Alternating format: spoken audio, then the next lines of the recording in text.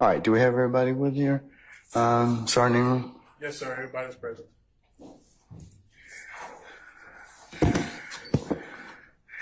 Okay, Mr. Steele, would you take the podium, please, sir?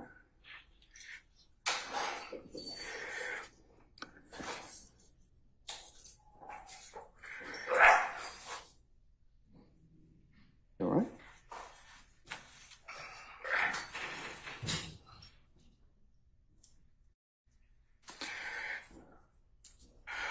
All right.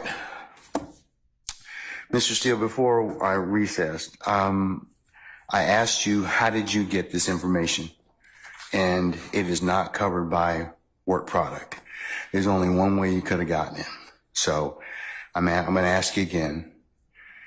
And I respect that. And it gives me no joy, but as you know, Georgia Rule of Professional Conduct, please check me. Rule 1.6, comment 5 reads, and this is what I have. 1.6. I know what the rule says, but here's the thing. Well, I'm just. But you need to please tell me who you got it from. I'm not asking you sum and substance of anything as of yet, okay?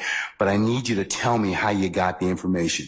If you don't tell me how you got the information, I'm going to hold you in contempt. I understand. I don't want to be held in contempt. And I don't want to hold you in contempt, but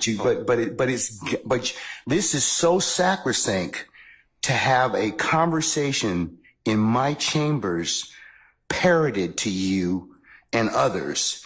It is that serious. Yeah. And that's why I raised it. It is that serious that we should have been there and it shouldn't have happened. Sir, that's a whole separate issue. And that's why ex parte conversations are recorded. Why would it be ex parte? You're acting like it's ex parte under seal. It's ex parte. It's ex parte because that's what the state asked me to do. It's just like when you asked me for an ex parte conversation. I've never asked this honorable court or any court to meet with me and a witness. Sir, you're straying off the issue. I'm not. The issue is how did you get this information? I understand the issue. I promise you I understand it. But what I'm trying to ask you is, if you look at comment 5, this is how I understand the law. You cannot you can't violate something and then use privilege. Okay? I'm not violating anything. Okay, but that's why I'm saying, how did you get for information? But just listen to what I'm trying to tell you. You're saying, you're threatening me with contempt. The privilege in 1.6 would occur if you were in the right place, right time to begin with. You weren't. Let me tell you, I'm just reading from it. But if I'm reading it wrong, I'm not trying to. It says 1.6 applies not merely to matters communicated in confidence by the client, but also to all information gained in the professional relationship, whatever its source. So you're asking me to break, you're ordering me, maybe, you're asking me, I'm not saying you're ordering me, but to give you information, and you're saying it's not sum substance, but I'm telling you I can't do that under the bar rule. All right, well, I'm going to hold you in contempt. And you can think about it. 5 o'clock today, we'll see where you are at that stand on that point. Because no, that's not what I understand the rule to be. I've not asked you sum and substance of what was said. I asked you how you got it. You can't do that. Yes, you can, because I have an idea how you got it. Well, your idea. I have an idea how you got it, but that's improper, sir. Your idea may be wrong, and you're asking me to listen. I told you the first time. And I'm not going to breach that confidence. I don't want to hold you in contempt, but this is that serious. Judge, you cannot eavesdrop and get information that was not meant for you to hear at that particular point in time. Judge, listen, and listen, I'll do whatever you want to 5 o'clock or thereafter. But what I'm trying to tell you is, Your Honor, this is so serious to me. We need a hearing, and I'm moving for a mistrial. It is my understanding, based upon information belief, from whom? Part of it. From whom? Well, I'd like to get the substance first, and then we can. Okay, well, then you'll be in custody until then, because because you need to tell me how you got the information. I'm not asking you what was said. You've already kind of given us some snippets of what you said. That tells me that somebody parroted that information to you. So, but you're assuming something because I told you already. well, then, other than if you were sitting, unless you were sitting in there with a recorder or Miss Love or Miss Hilton, or one of the deputies gave you that information, or Miss Weaver shot you a rough copy of the transcript, there's only one other person that's left. Well, Your Honor. And if that person gave you that information or shared that information with you, she probably violated privilege. Well, let me tell you two things. One, I don't know how that is a privileged communication. It shouldn't have been. Well, it's because she has a client she's supposed to represent. Who are you talking about? But anyways, I'm not going to have a. When I got this information, I'm not going to have any further conversation with you about this. I want to know. The question still remains. I want to know who gave you the information. I'd like to know what information happened outside our presence. That's really it. He can go into custody at this point in time. I think that the court needs to again declare a mistrial based upon. Okay, and I'm going to deny your motion. I'm going to deny your motion. I understand that you spoke with a witness outside of our presence. And whenever, yes, I had an ex parte conversation, which is appropriate. And you influenced the witness based on information belief, and I'd like to have that all on the record. All right. I mean, I don't know why that's so hard to do. If nothing happened bad, that's fine. But you're acting like, tell me who it is and don't talk about the substance. Why can't we have an issue that was outside of presence? It should not have been. Because you got some information that you shouldn't have gotten. Why? Well, that's for another day. But why? Okay, why that's for another day. In the first place, I didn't know about this stuff. That's for another day. So I raised it as soon as we found out about it. Well, I gave you the case I'm relying on. I assume you read it. If you didn't read it, you should read it. It's a material part, a critical part of the case. When a judge speaks with a witness outside the presence of the accused, the court has said it's right there in Division 2. Okay. That is a material or critical part of the case, and it's an automatic reversal. Mr. Steele. But you're acting like it's Mr. Steele, that is not that is not the case when somebody discloses information in a ex parte conversation that one of the parties lawfully asked me to hold. You're not supposed to have communication with a witness who's been sworn. You know that I'm not telling you. I'm just saying if you read I'm assuming you read it. That's what it says. And you did it supposedly. Does the state wish to be heard? You said it supposedly. Yes, Your Honor. And what I'm trying to get to is why did that happen outside of presence? And I need to have I'm respectfully requesting the transcript that you mentioned to be given to us so we could really understand it. And then anything that was not on the transcript, if anything, that we understand what happened outside our presence. Okay. And now you have put it where somehow I have to reveal, and I told you the first time, I'd be breaching 1.6. And I know you're assuming something. I don't think you're breaching 1.6. You can't hide behind 1.6. I'm not hiding behind anything. And you can't hide behind, yeah, but the thing is, I think you got this information. Somebody disclosed it to you, and that's the only way you could have gotten it. What I got. Because unless you're sitting there, you're eavesdropping. So you can't use something ordinarily that you had no business getting to begin with, and then stand on, well, hey, we didn't give you the information, or that a party didn't give you the information. So, Your Honor, but that's the issue, isn't it? well, why aren't we that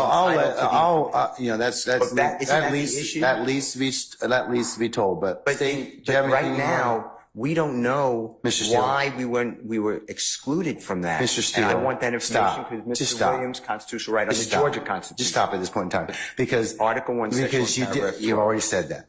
You've already said Georgia that. Constitution, and we have the right to be present. All right, Mr. And we're not waiving anything. Yes, Madam, Ms. Love.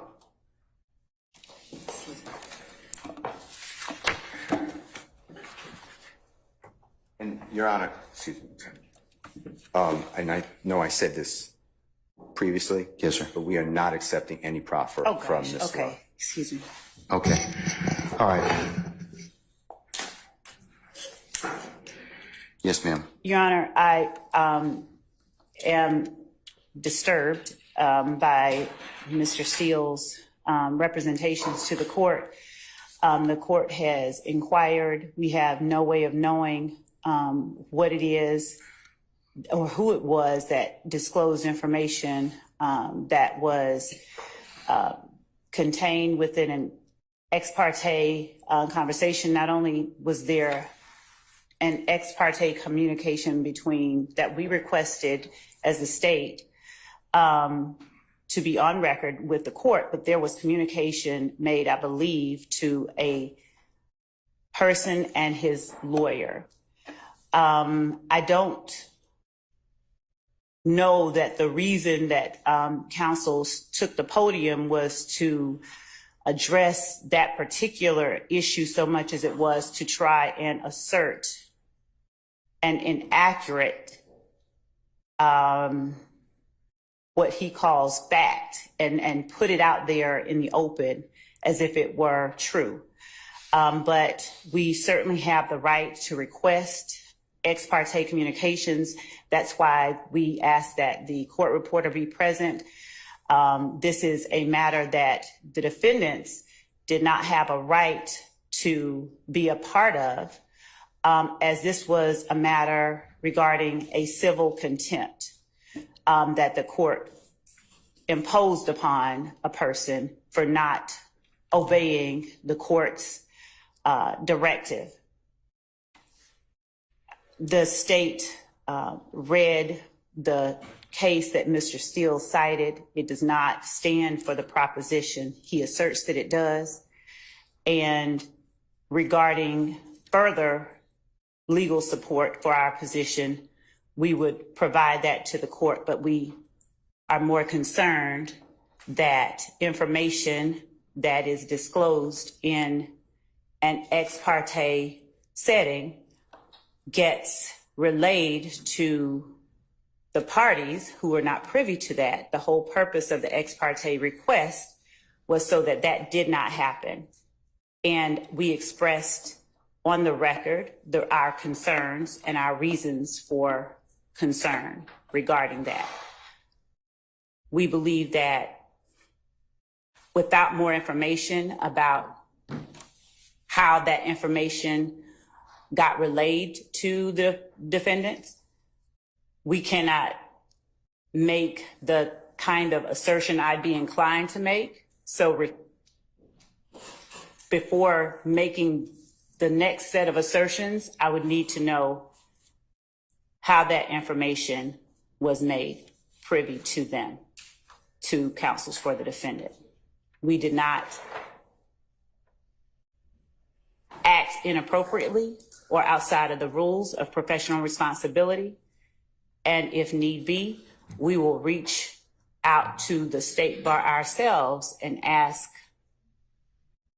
what the appropriate remedy is for everything that has happened over the last 2 days, well, the last 2 work days, because we are extremely concerned.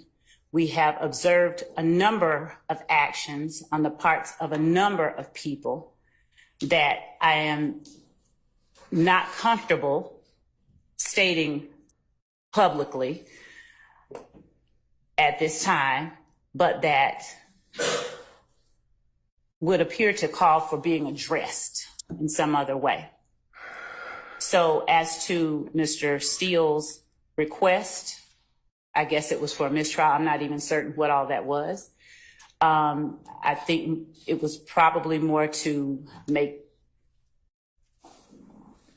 inaccurate assertions on the record public to whomever was within listening shot of his voice. And we would ask that the court strike everything that he said from the time he stood up and started talking after the court asked him where it was that he obtained the information that was made privy in counsel for this court. All right.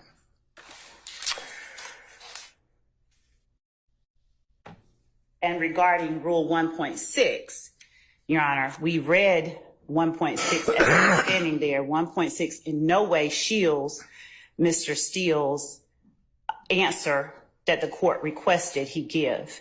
Rule 1.6 has to do with attorney-client privilege, and that is information that Mr. Steele obtained from his client regarding whatever matters.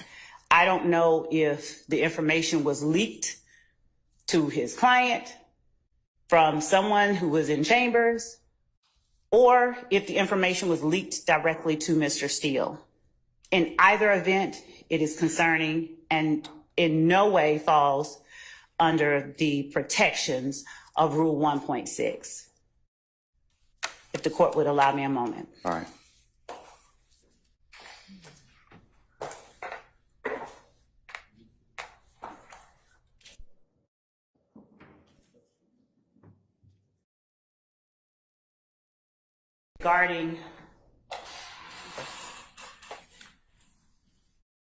Regarding further appropriate remedies, Your Honor, we would ask the court for an opportunity to further look into appropriate remedies for circumstances such as this, apart from what the court has already said, because it's grave enough when information is leaked from within the court's chambers regarding a matter that has been requested as ex parte, and we would ask for the opportunity to present to the court additional appropriate remedies that we believe are available. All right.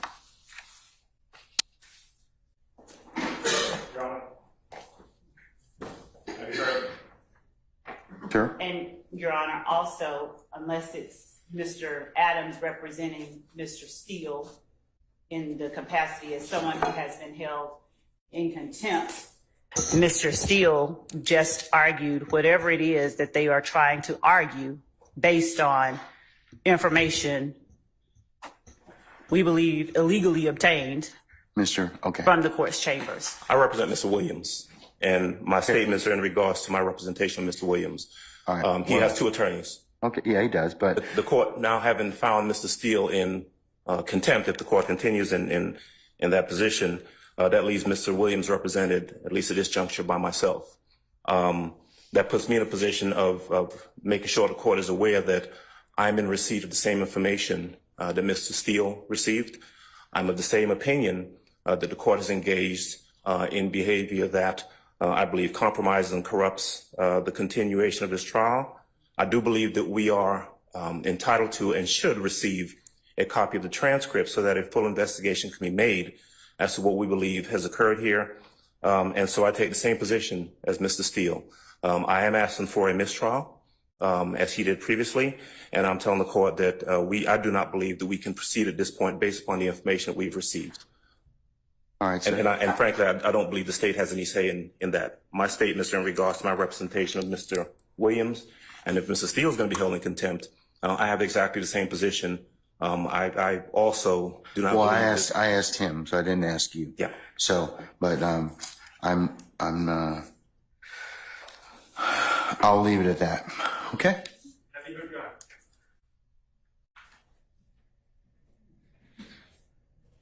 What is it, Mr. Sharp? Thank you, Your Honor. As you know, I represent Shannon Stillwell. On behalf of Shannon Stillwell, I am going to be moving for a mistrial, first and foremost. I just want to clear up a few things that have been said. Today, we were instructed to come 8:30 for a 9 o'clock start. I would not be honest with the court if I said I was here at 8:30, but I was probably here at about 8:40. We did not start till approximately, I'm estimating 11 o'clock. Clearly, we figured something was going on. We were given no information about any meeting, who was meeting, what the meeting was about, or whether the meeting was ex parte or not ex parte, who requested the meeting, who was in the meeting. We were completely in the dark. And quite frankly, we kind of remain in the dark. I am not a false accuser, okay? I do not just willy-nilly accuse people of things. So, I'm not going to throw out spurious allegations like the ones that have been thrown at me over the past couple days that are absurd. But I will say, Your Honor, what I do know is just based on what we've heard over the last 20 minutes, it appears there was a meeting that I knew nothing about that involved Your Honor, the district attorneys, and a witness who had been sworn in. My client was not given an opportunity to be present at this critical stage. This was a critical stage in this trial. That error is a foundational structural error in this case, and it is the cause for an immediate mistrial. Additionally, Your Honor, I believe that this meeting, again, I'm going to ask for the transcript and I'm going to ask for the recordings as well, should they exist. But I believe that this meeting with a witness without us present may have made the district attorneys and or Your Honor a witness to this in this case, a material witness in this case. And finally, Your Honor, I'm going to ask for as soon as possible, I'm going to ask that these proceedings be halted until we can obtain an accurate final transcript for what occurred where none of the defendants or defense counsel were present for, and also the recordings of that meeting so we can see where we are. Again, I'm not going to sit up here and make false accusations or spurious allegations, but I do think we need to figure out what happened. We need to be in the know and not in the dark about what happened when a meeting occurs with a witness that has been sworn in. And we're not invited to the party. So those are my requests, Your Honor. I think it's necessary at this time to put a halt to these proceedings. I am moving for a mistrial. I have not waived anything. I just found out about this information. It is timely, and that's our stance, Your Honor. Thank you. I've noted your motion for mistrial. It's denied. Okay, are you same thing? You want the Harvey? Okay, all right. Okay, Mr. I'm adopting all of the statements. All right. Good afternoon, Your Honor. Carlton Matthews here on behalf of Mr. Mark Huey. Okay. We are also adopting all the arguments that have been made by All right, sir. Steele, by Attorney Keith Adams, by Attorney Max Sharp, by Attorney Douglas Weinstein. We also, Your Honor, we were here at the appropriate time, and when the court did come out, we were not made aware that there had even been an communication that was had, that was on the record, just in the point of just letting the parties know that there had been this particular meeting. I had my suspicions that that was likely what was going on, but I could not reduce that to a fact. When the court came out, the court just got charged. We believe that based upon, again, ex parte, we don't have to know the substance all the time. Just the fact that there was that meeting, Your Honor, would have at least put us on some notice that there was something that was going on even beforehand. I thought that would have been the appropriate move, but nonetheless, Your Honor, I'm asking the court for mistrial. I believe that it's appropriate here under these facts and circumstances. Thank you. All right, motion for mistrial denied. Ms. D. Williams? All right, thank you, madam. Motion's denied. Mr. Garner?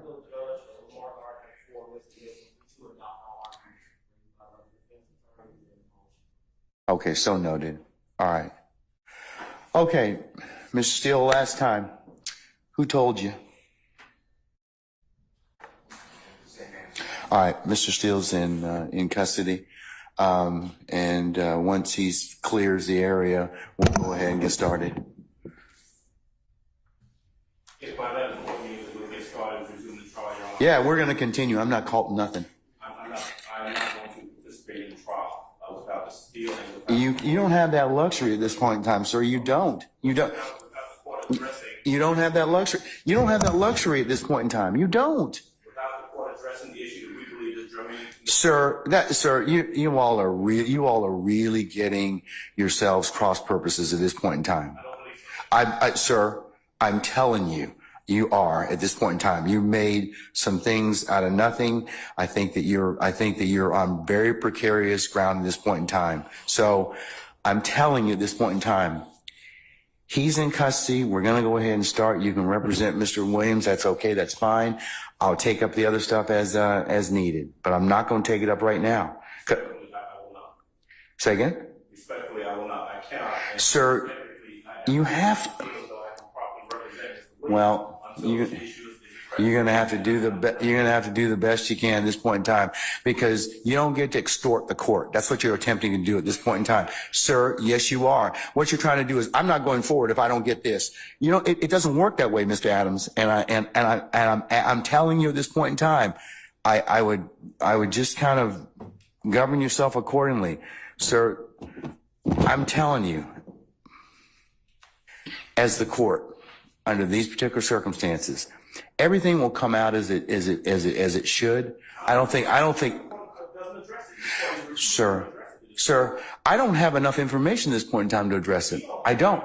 But I'm telling you at this point in time, there is nothing that was given, said, whatever, this morning that. If there is any accuracy to some of the information that we are. But sir, I don't even know, your co-counsel won't even tell me who said whatever. Okay. And the challenge I'm having in this particular circumstance is that is such a violation of the sacrosanctness of the court's chambers and an ex parte conversation. You're just glossing over that. You're glossing over that in its entirety. No. It's not, sir. Sir. That's not what happened. That's not what happened. That's not what happened. I'm just telling you, that's not what happened. Judge, respectfully, we are not obligated to simply accept that there's been no violation. We believe that there has been, and the only. Okay, well then no, we're not doing that at this point in time. So you'll have a choice to make. All right, take Mr. Steele into custody, please.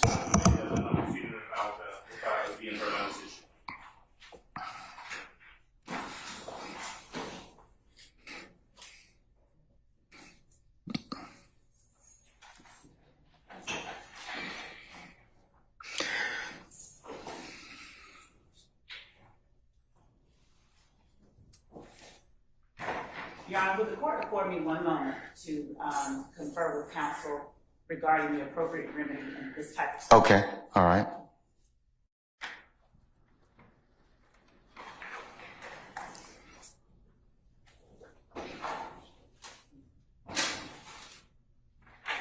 May I say one thing, Your Honor? Yes, sir, you certainly may. Mr. Williams does not wish to go forward without me being here. You are removing me against his will, my will. You're taking away his right to counsel. And you're conducting material parts of this trial without me present, and I can't learn about it by watching online. So for that reason, additionally, I ask for a mistrial. And I assume you deny, but I'd like you to deny our motions for mistrial. You denied the other people. I've denied your motion, but I'll certainly take that under advisement, sir.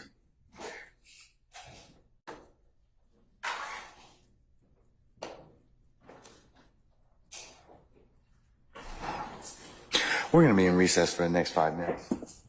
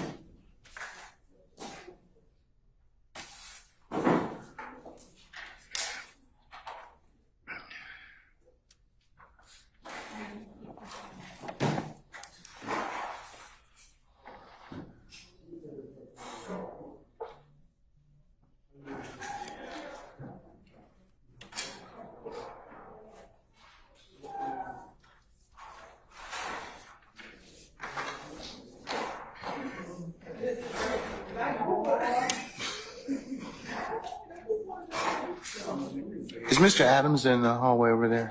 Could you get him, please?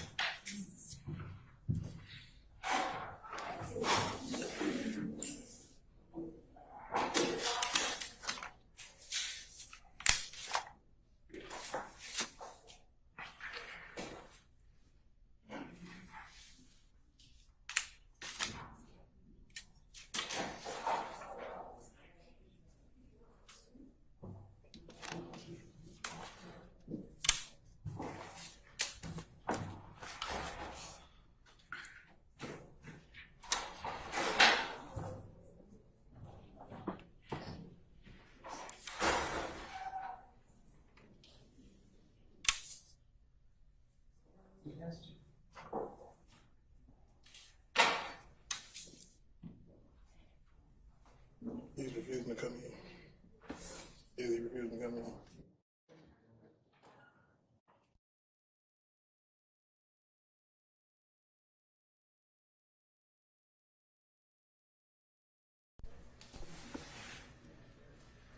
Can we? Tell Mr. Adams to come inside and put some stuff on the record, please.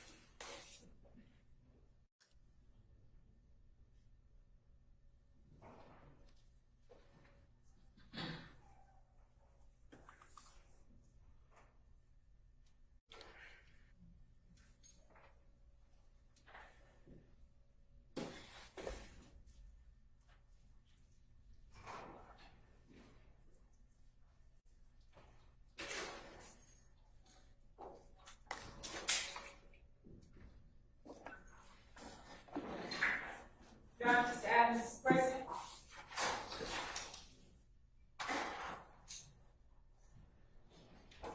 Just hang tight, sir.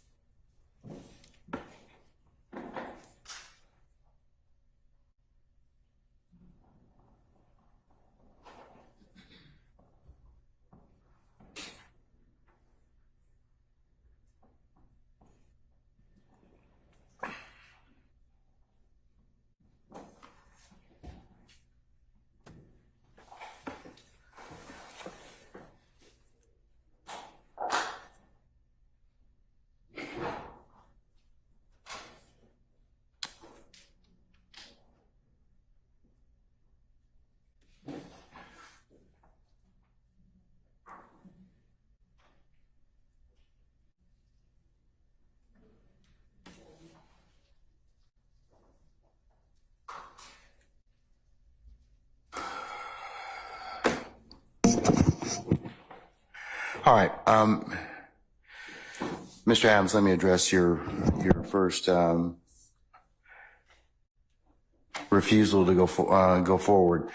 We have had plenty of circumstances in this trial where you have been lead counsel and you have done more than a yeoman's job of representing Mr. Williams, and I don't doubt that that won't continue. So to do that, but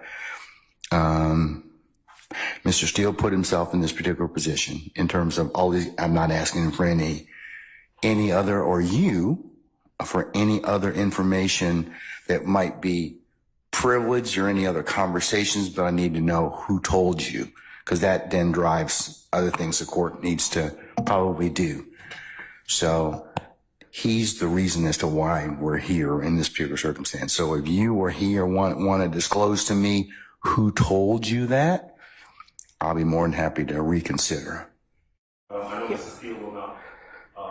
I also will not. And I respect this court.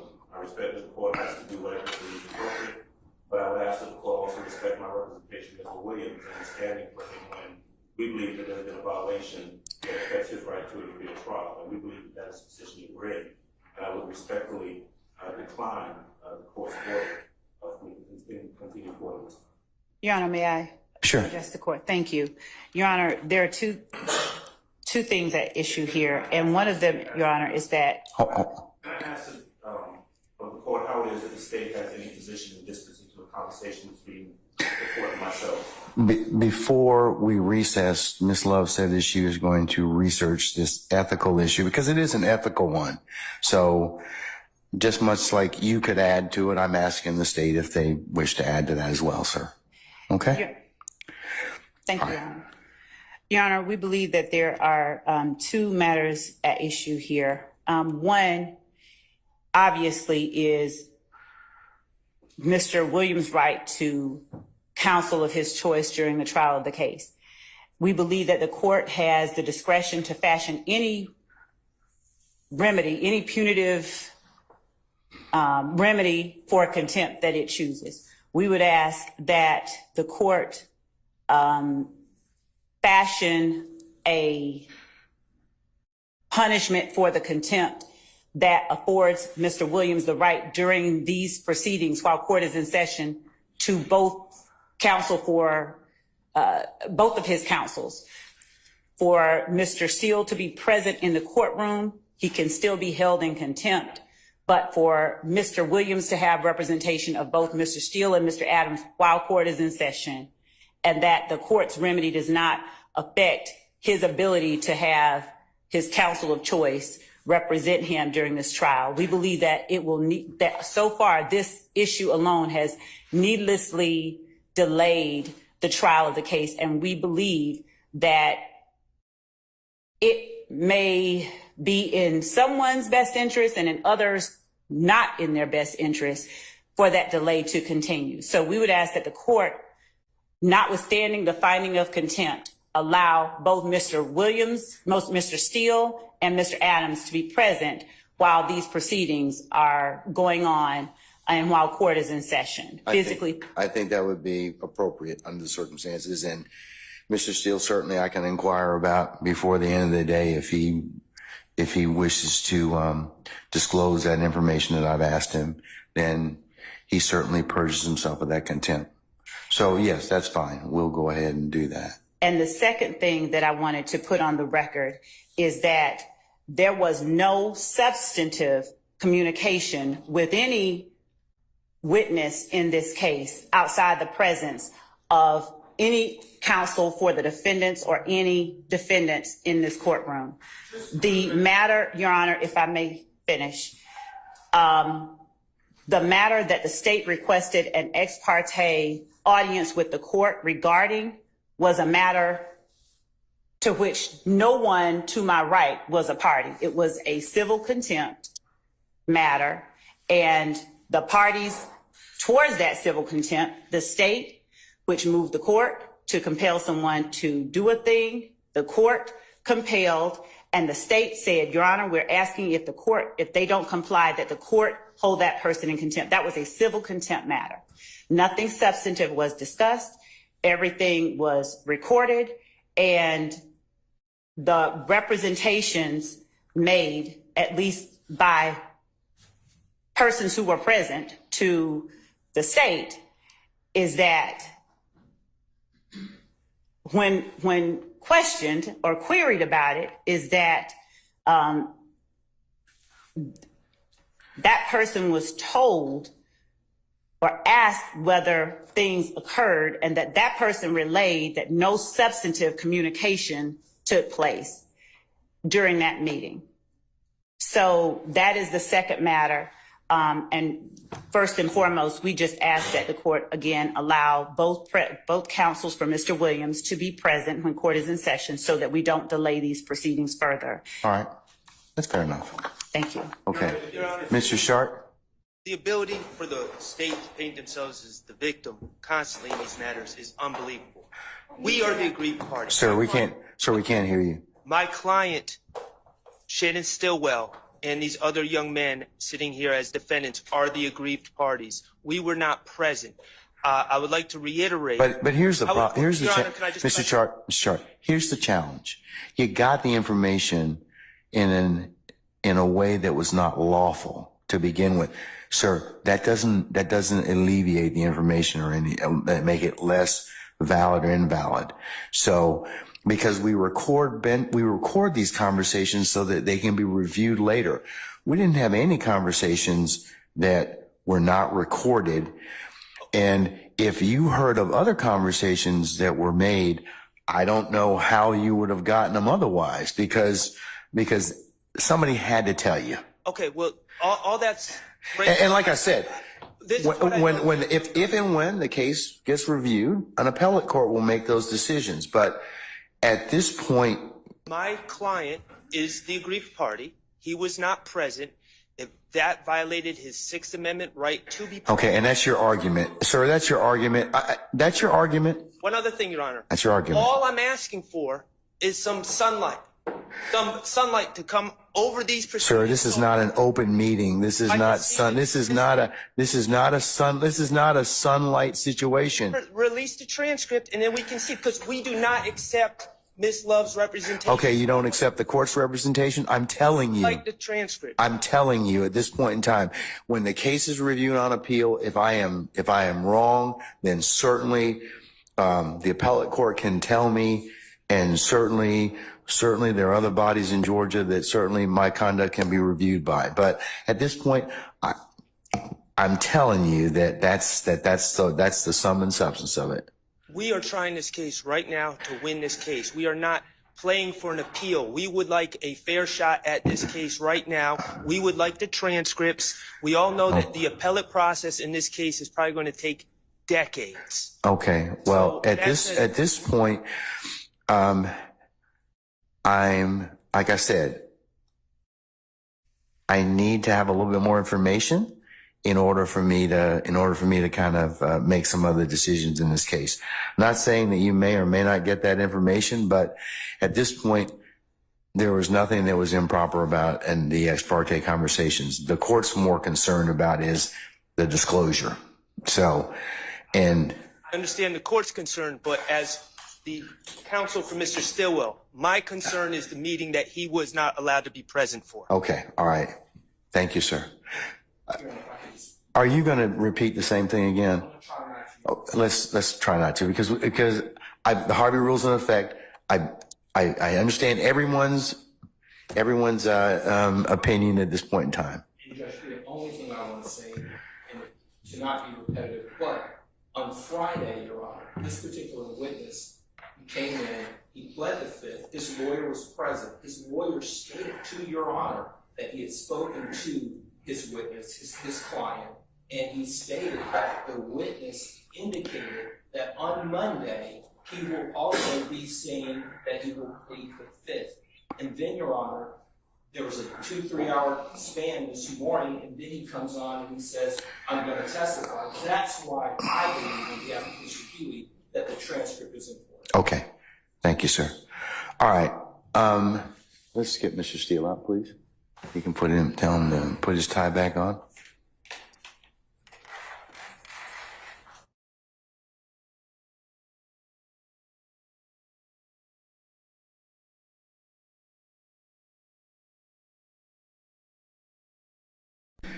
And then we'll go ahead and get started at that point in time, okay?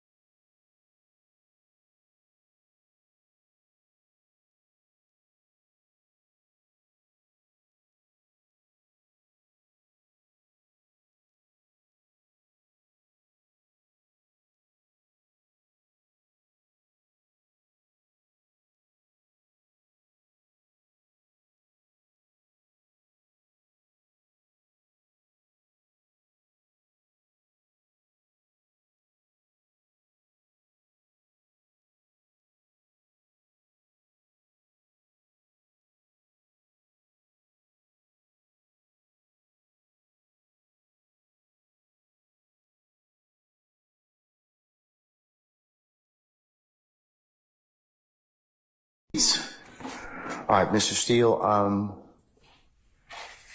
in the interest of your representation, continued representation of Mr. Williams,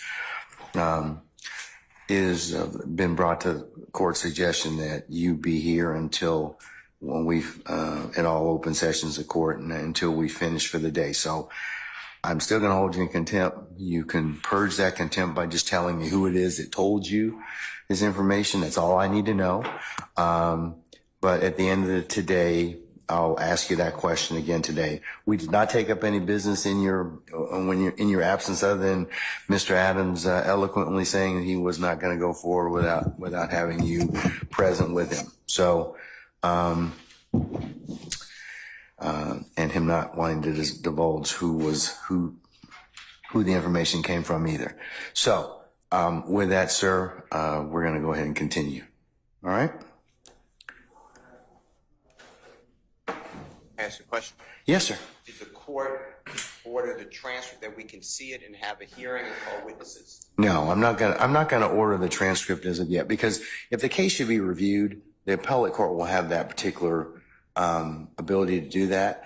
I don't believe at this point in time it is the court's understanding of the ex parte conversation that the disclosure is the more troublesome remedy. If I did something wrong, then certainly that can be reviewed. But I'm not at this point in time going to release any of the transcript in terms of what may be disclosed or that was said in Chambers ex parte at this point.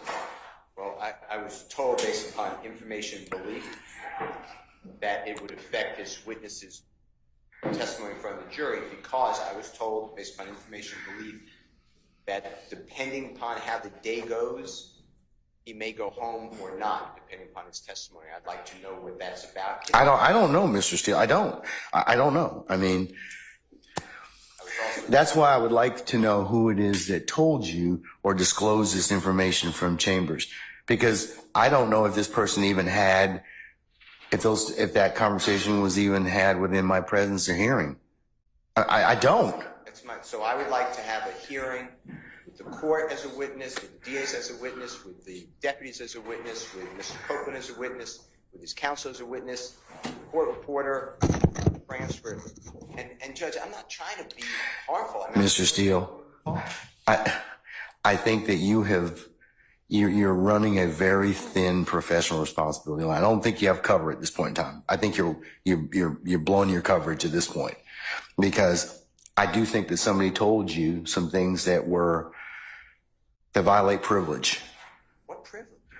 Attorney-client privilege. So, I mean, but that's beside the point at this point in time. We're not going to argue about that right now. I just need, the way you purge your contempt is that you just tell me who told you this. I'm not asking you what was said. But you're indicating what was said. I want to know who told it to you. And I'm making it based upon information. But I need to know who it is, because that's critical for the court taking remedial steps at this point in time. You're holding me in contempt. No. Yeah, I'm holding you in contempt because you won't tell me who. How could something, I'm not trying to be obstruction, but how could something be attorney-client privilege if it happened before the court? Well, because if somebody's a represented party and they disclose the information that to you all as parties in this case, that could be a problem. That could be a problem. I don't. I mean, like I said, I don't know what was said to you. I don't. I'm trying to get out. That's improper at this point in time. Why? Because you are telling the court conversations that you are privy to in my chambers that I know you weren't present. But the court was present. That's what I'm trying to say. That doesn't make a difference, but you got information that you shouldn't have had. And then you turn around and you say, well, the court did something wrong and that we should be entitled to have the transcript. You all have contorted and perverted that particular process. You really have. What I said was it is a material part of the trial. It's not, well. Has a right to be at, and I'd like to exercise. It would be just like if you all in the past have had ex parte conversations with the court. And I won't say for what? You and Mr. Adams. and others. That is your right, and that little period or that little conclave of discussion with the court protects you and protects the system. It's recorded and taken down. So if it needs to be reviewed later, it gets reviewed. But you have made something out of it that where I'm kind of at a disadvantage at this point in time. So, because I didn't invite you into that particular proceeding, and I don't think you had a right to be there. Well, all I know is what I told you, and there's more. Okay, well. There's a witness testifying who met with the court and the DAs. That doesn't concern us? Your Honor, Meaning the defense? I think that for an ex parte conversation, in terms of what was said, and I'm not gonna keep continuing to discuss this because the transcript is what the transcript is, and it will say what it reflects. It really will, and the court will stand by that. But the other conversations that you may be privy to or may have been disclosed to you, they're troubling. They are. That's why I've got to find out who it is that disclosed that information. So you have the keys to your own contempt. I don't want to hold you in contempt, sir. I don't. I'm not asking you to tell me what was said between the two of you, but I do need to know who told you. So if you're willing to tell me that, that's fine. That will purge your contempt. If you don't want to, then, I'll, unfortunately have to look at and waiting to get that information. So you can let me know.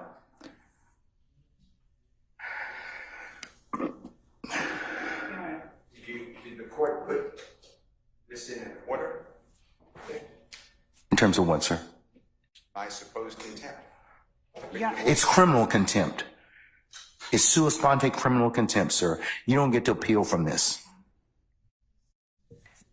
You will go into custody at 5 o'clock today or whenever we finish if you don't tell me what that is. Tell me who that is. This is criminal contempt. I have asked you a question related to these particular proceedings, and if you don't tell me, then you'll suffer the consequences of that. Unfortunately, like I said, I'm not looking to hold you in contempt. I really am. I'm not. But this is that important. Important? It is important. Okay. All right. So think about it. All right. Can I just, last thing, going forward, is over objection, because I believe that we're entitled to these information, especially with this witness. All right, sir. I'll note your objection. It'll be a continuing objection for the time being. And I may make some other remedies depending upon what information I find later. Okay? And All right. on behalf of Mr. Steele, I'm going to review Our Brady demand for any Brady material Yes, sir. that came out from any conversations with Mr. Copeland, between Mr. Copeland and the District Yes, sir. Attorney's Office this morning. All right. Summon our jurors, please. Yeah, bring him out, please.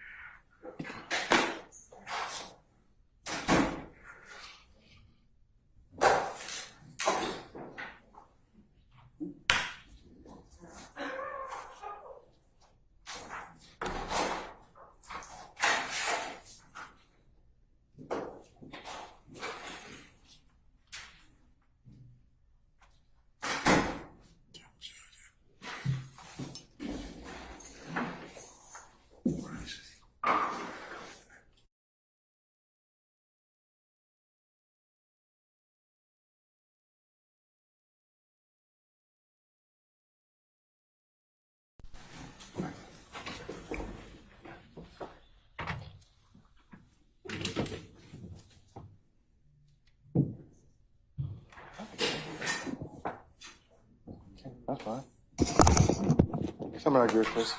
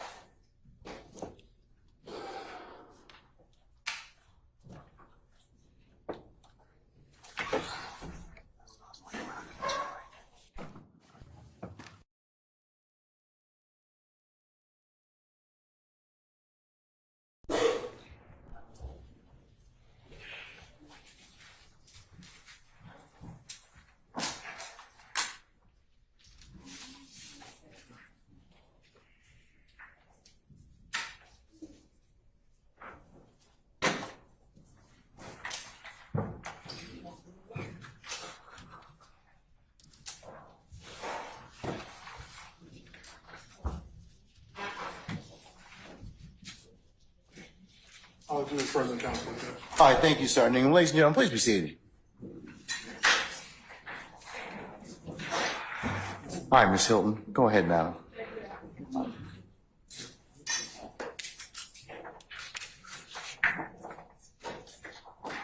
Can you hear me?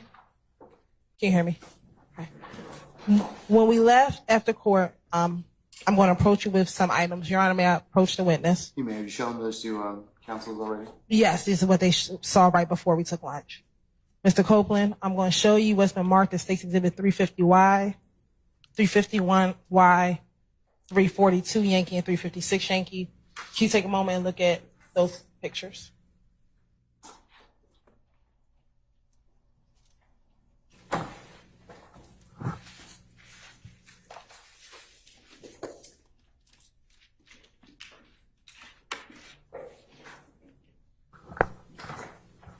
Please look at those pictures.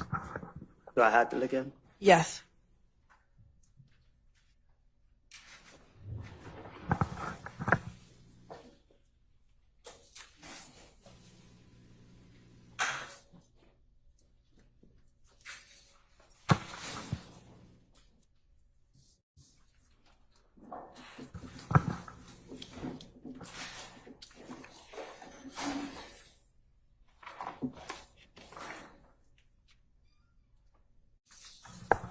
I'm going to start first with State's Exhibit 350 Yankee. Tell me if you recognize individual in State's Exhibit 350 Yankee.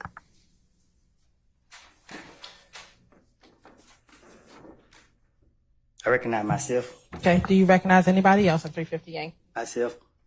Do you recognize anyone else in 350 Yankee? Their face is covered up. Okay. Do you see someone's face who's not covered up in 350 Yankee?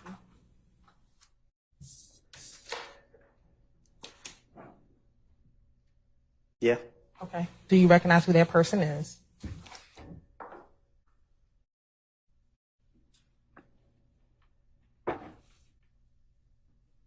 I can hardly tell. Okay. Is that Shannon Jackson? Your Honor, at this point in time, I'm turning to impeachment. Oral, sir. I'm also going to object to showing the witness altered photographs. Your Honor, it's based upon the court's previous rulings. Not based upon it. It's not. Let me see it. Can I see it, please? We've never discussed these photographs.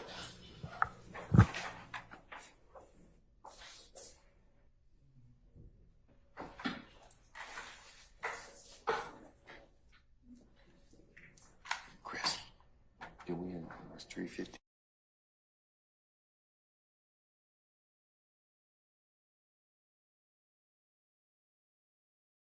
The original as well, if you want to see the original.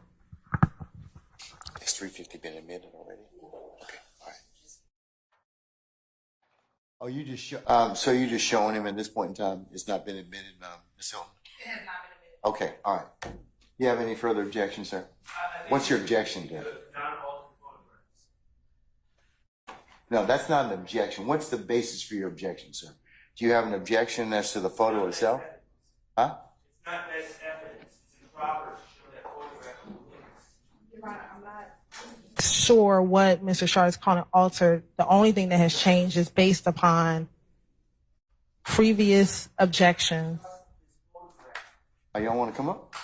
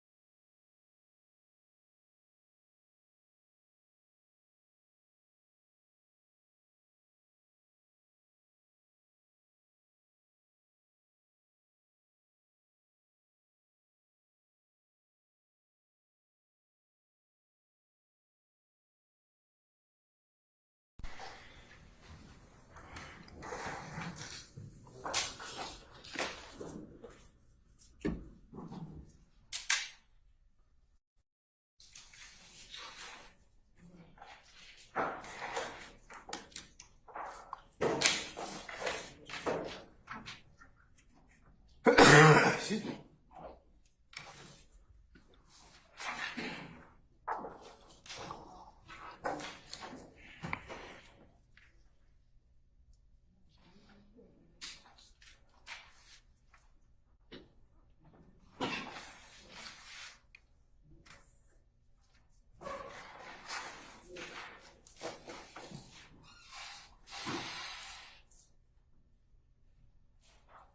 I'm going to show what I'm now going to mark as 342 Yankee Oscar for original. Mr. Sharp, do you want to come and see these?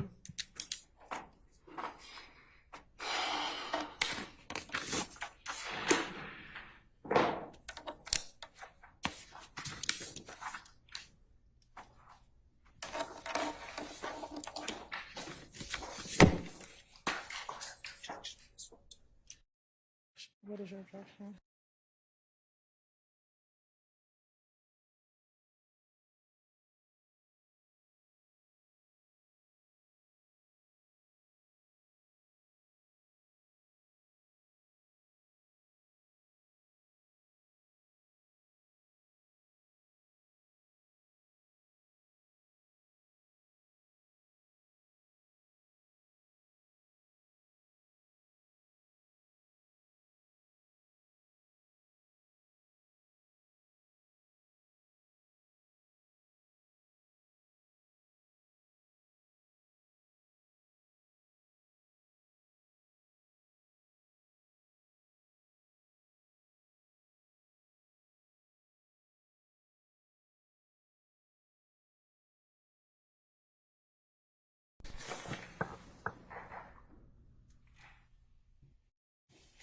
Mr. Cole, I'm now going to show you what's going to be 356 Yankee Oscar, 342 Yankee Oscar, 350 Yankee Oscar, and 351. Are those the same pictures that you just looked at? For the most part, you're shaking your head. You just got to say yes or no for the record for me. Yeah. Okay. Now, we were at 342 Yankee, right? No, we were at 350 Yankee. Besides yourself, just tell me everybody else you recognize in 350 Yankee. You said show you what? Besides yourself, tell me everyone else you recognize in 350 Yankees.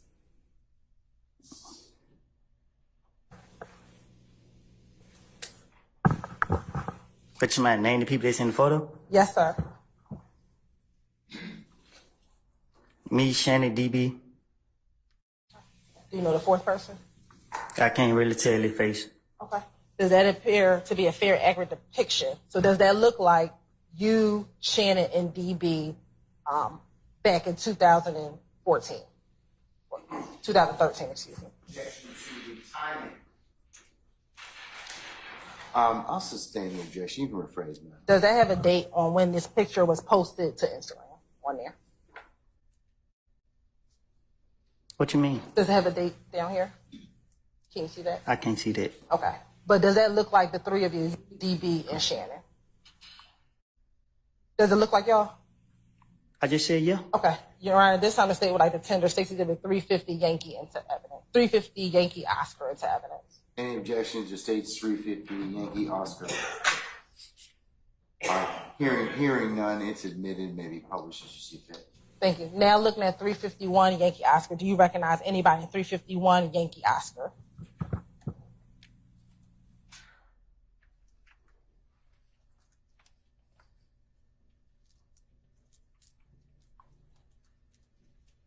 Who? Do you? Wait, Do you recognize anybody in 351 Yankee Oscar? what you mean? Do you recognize anybody in that picture? Yeah, the same three. Okay, so that you, Shannon, DB? Yeah. All right. And does that look like the three of you back whenever you all took those pictures? It's my first time seeing this picture. Okay, but is that y'all in the picture? Yes. Your Honor, this time the state would like to tender 351 Yankee into evidence. Any objection to state 351? Is it Yankee or Yankee Oscar? Thank you, Your Honor. Yankee Oscar. One that I was looking for, yes, if you have objections. We're going to not publish that version. We're going to get. Okay. We acknowledge what his objection is, and we have corrected it before we published it. You want to show it to him? If he can come over to Ms. Knight.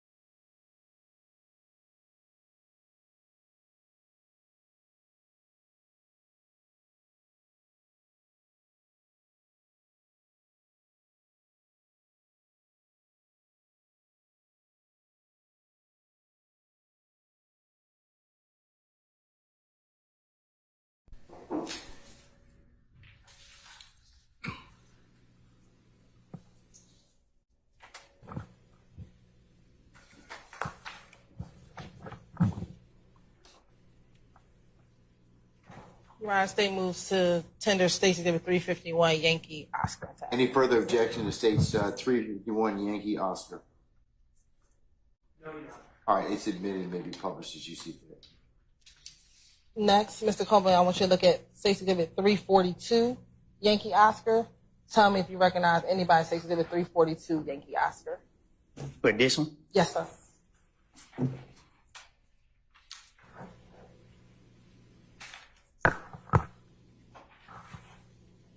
It's blurry. Okay. Do you recognize anybody in that picture, although blurry? I can tell this me, but I can't really tell who the other people is.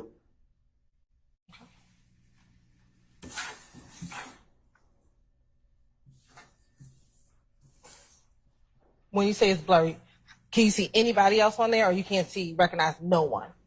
Now I could see, but I can't really see their face like that. Okay. Looking at 356 Yankee Oscar. Do you recognize 356 Yankee Oscar? It looked like me. Is there anyone else in there that you recognize?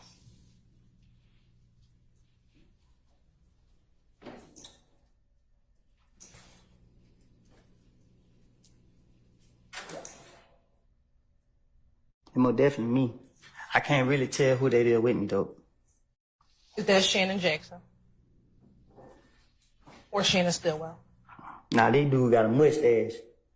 Okay, so is this your testimony that is not Shannon Jackson in this picture? All I can say, I can recognize me, but I never seen their picture before, and I don't want to say that's him if it ain't him. Okay. You have permission to publish 350 Yankee Oscar and 351 Yankee Oscar. Yes, go ahead.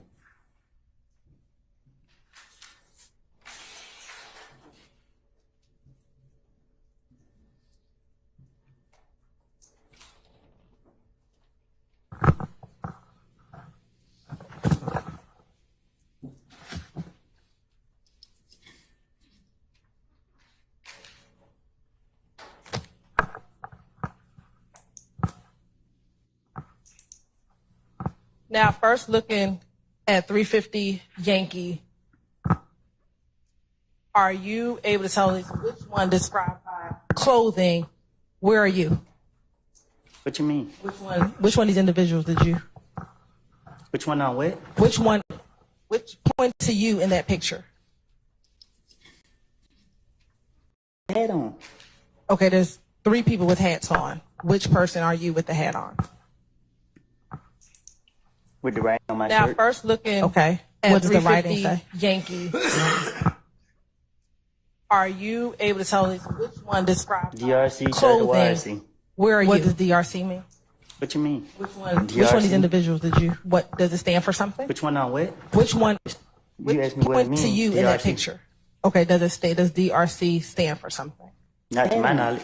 Okay. Okay, it does 3 stand for the robbing crew. Which person are you not with a the robber. hat on? Okay, that's fine. I'm asking you what does it Hold on. I sustained With the writing on my Now, shirt. first looking at what does the writing say? Yankee. What does YRC stand for? Are you able to tell us which one describes DRC, clothing? YRC. Yes. Where are you? What does DRC mean? What you mean? Which one of these individuals did you? What does it stand for? Something? Which one on what? This stuff Which don't have one- no meaning. That's how I got this word Point meaning. to you in that DRC. picture. That's your testimony. Okay, does DRC stand for something? Neither to DRC my or knowledge. YRC mean. Okay, does it 3 stand for the robbing crew? That's Which how I got person the are you shirt. with the hat on? Okay, I understand that. I'm asking you what I'm Hold asking on. you. I Is sustained this with your the testimony writing on my that shirt. first looking DRC nor YRC say? Yankee. What does YRC stand for? objection. Are you able to tell us which one describes DRC, clothing? YRC.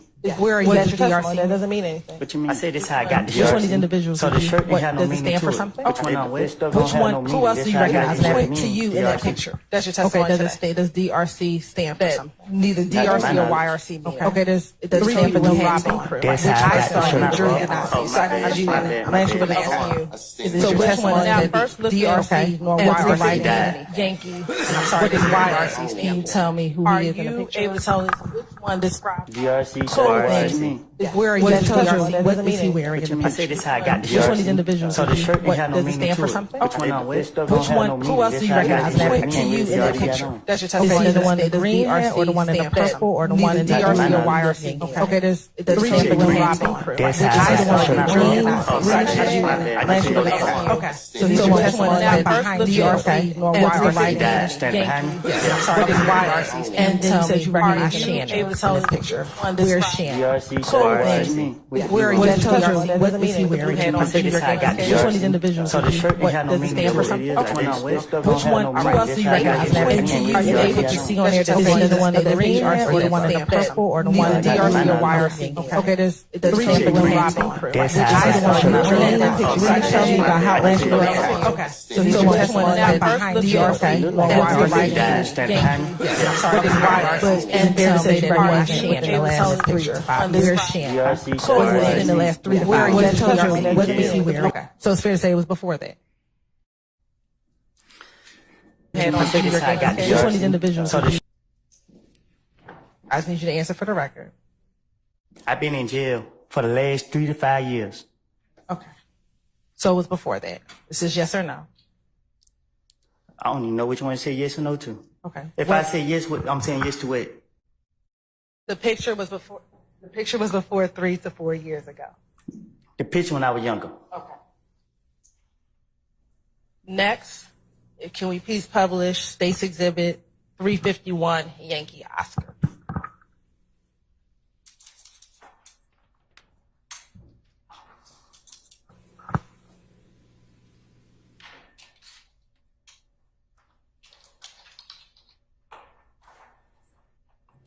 Now, I think before you said those were the same 3 people in 351 Yankee Oscar. Is that you on the left with your hands up and you have on the shorts? I'm standing to DB right, Okay. So that's to my left? I think. All right. And then is that DB in the middle? DB in the middle. And is that Shannon to the right? Or to my right? It looked like Shannon. Okay. And again, about how old were you when you took this picture?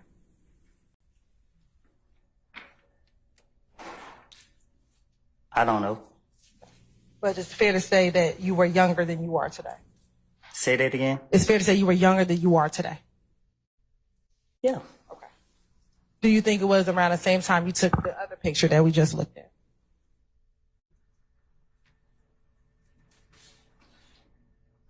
I can't say when. Okay. All right. Thank you so much.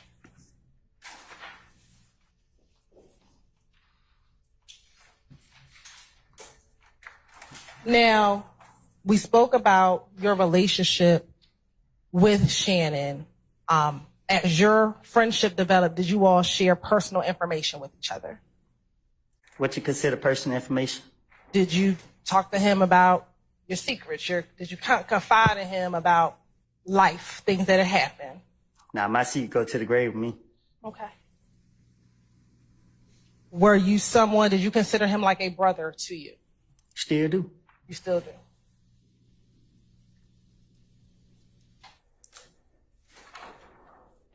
Now, outside of you and Shannon, did you all have another friend that you spent a lot of time with? Meaning? Is there any other person that the two of you collectively spent time with? It's my all 3 of us together. Yes. A lot of time together. I don't know about that. Okay. Is there someone that you spent time together with Shannon? I spent time with Shannon with a lot of people. Okay.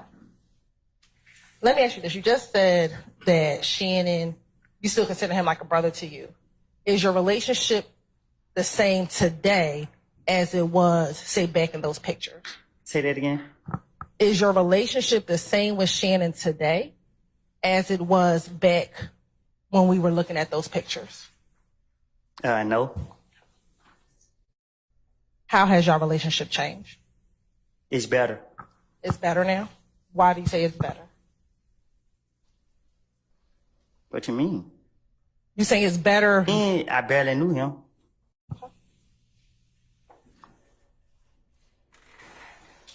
Is your relationship with Shannon the same today as it was back in 2014?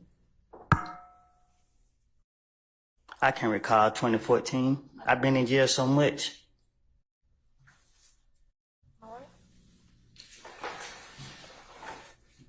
Do you know someone by the name of Demikion Garlington? Street name, Little D.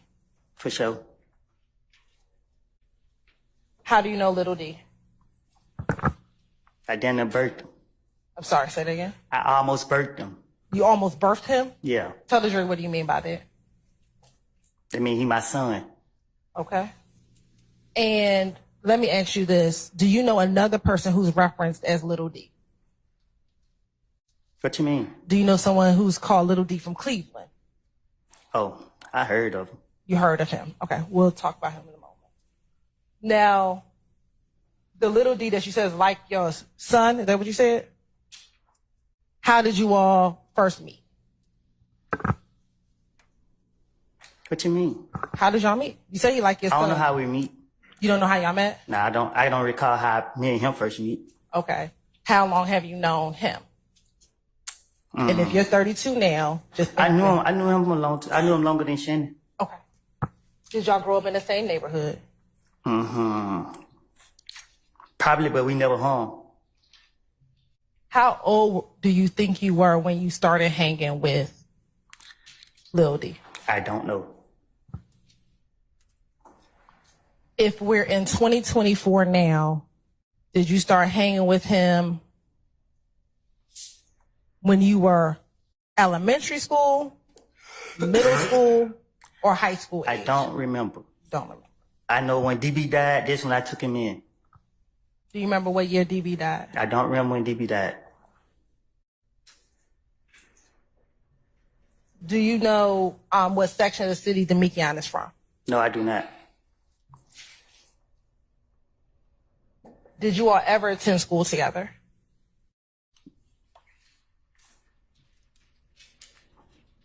No, I can't go to school with my son. Okay. Well, when you say it's your son, how old is Demikion? If you're 32, how old is he? I don't know. I don't know. Is he close to aging for you? What you mean? Is he close in age to you? He probably about 10 years younger than me. I don't know. So you say Lil D is about 22 right now? I don't know.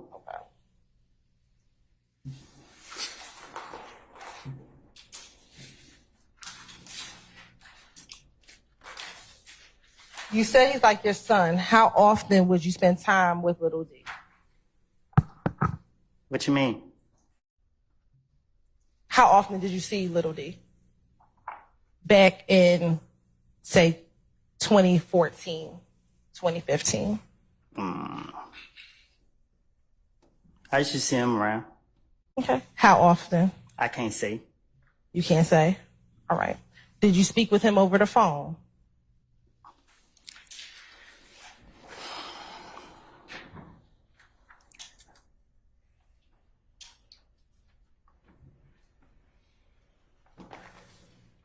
Did you speak with him on the phone?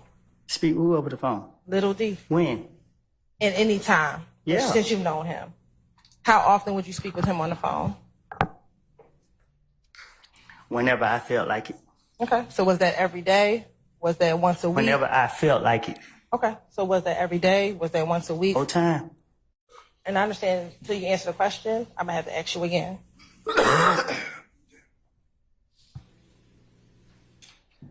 So was that every day? Was that weekly? Was that monthly? What was it? I don't know. I'll go back. In a week, how often would you see him? Back in about 2013, 2014. 2013 to 2015. Well, he stayed with me. Okay. When did y'all live together? He didn't really stay with me, but he stayed at my residence. Okay. Were you staying at the residence at the same time? But I was in jail, so. Okay. So while you were in jail, he was living where you live. Prior to you going to jail, which you went to jail in 2015, is that fair? I went to jail 2012, 2013, 2014, 2015, stayed in there 2019. Okay. When you went to jail before 2015, were you in and out of jail? When I went 20 what? In 2012, 2012, how long did you stay in jail? I got out 2013. Okay. Did you go back to jail in 2013? I got at the end of the year. I went back 2014. All right. And then between 2014, did you get out of jail in 2014? Is that a yes? Yeah, I got out. And then did you go back to jail in 2015? 2014. I went to jail like a couple times 2014. Okay. So you were in and out. Right. And then in 2015, did you go back into jail? Yeah. And is that where you spent the long duration? I went to jail a couple times in 2015. But the last time I stayed until 2019. Okay. And it was the last time that you went to jail in 2015, June of 2015. That was the last time, yeah. Okay. And so prior to June of 2015, you were in and out that year between January and June. Right. Okay. In the periods that you were not in jail, did you and Little D ever live with each other when you were not in jail? In 2015? We'll start in 2015, yes. Nah, he ain't stayed with me in 2015. Okay. In 2014, those times that you were not in jail, the Little D stayed Right. with you. And then what about 2013? The times that you were not in jail, did you and Little D reside with each other? What you mean? Did y'all stay with each other and did he stay at your home at any time in 2013 when you were not in jail? 2013 when I started to get to know him. Now, you said that he's kind of like your son. Did you all share things with each other? I'm talking about conversations, personal conversations between you and him and vice versa. Not no secrets. Okay. But did you feel comfortable speaking to him? You did not? Nah. Okay. I didn't feel, I don't know what you mean. Like, I didn't not feel comfortable. I didn't feel like certain stuff we just don't talk about. That's fair. Did you consider Little D like a brother? I know you call him your son, but did you consider him like a brother? I consider him my son. Okay. Do you recall ever telling any detectives previously that he's like a brother to you? I probably did. Ain't no telling. Okay. Y'all permission to approach? Have you shown that to the defense counsels already? Yes. Well, no. Just make sure you show it to them. I will.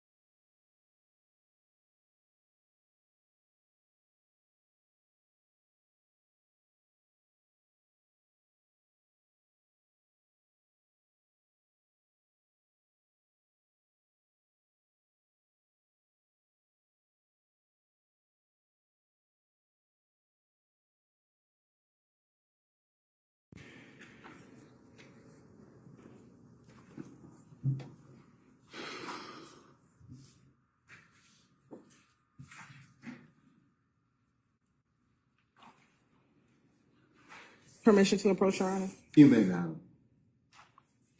Mr. Copeland, I'm showing you what's marked as State's Exhibit 358 Yankee and 380 Yankee. Starting with 358 Yankee, do you recognize anyone Stacy Exhibit 358 Yankee? Yeah, me and my son. Okay. Is that the person that you've been referencing as Little D? Yeah. All right. And looking at 380 Yankee, do you recognize the individuals in Stacy Exhibit 380 Yankee?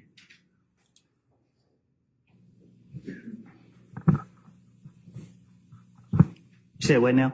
Tell me who you recognize in 380 Yankee. So, me and Coco, Who's Coco? the ugly boy right here. Okay. Do you see the person that you said is your son, Little D, in that picture? The restaurant got their head down. Okay. Your Honor, this time the state would like to tender State's Exhibit 380 Yankee and 358 Yankee into evidence. You said 380 Yankee, Yes, Your Honor. and what else? 358 Yankee.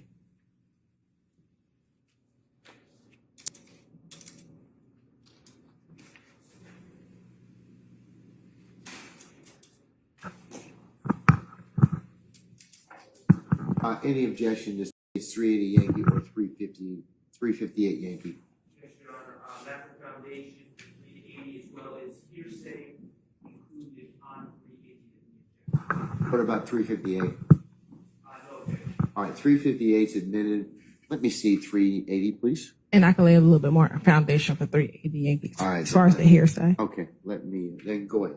Mr. Copeland, have you previously had an Instagram account? Say that again? Have you had an Instagram account? Yeah. And how many Instagram accounts have you had? I don't know. Okay. How many different names of Instagrams have you had? 2. 2. Okay. Has one of your accounts been 372 Woody? I can't recall. You can't recall. Okay. Are you Woody?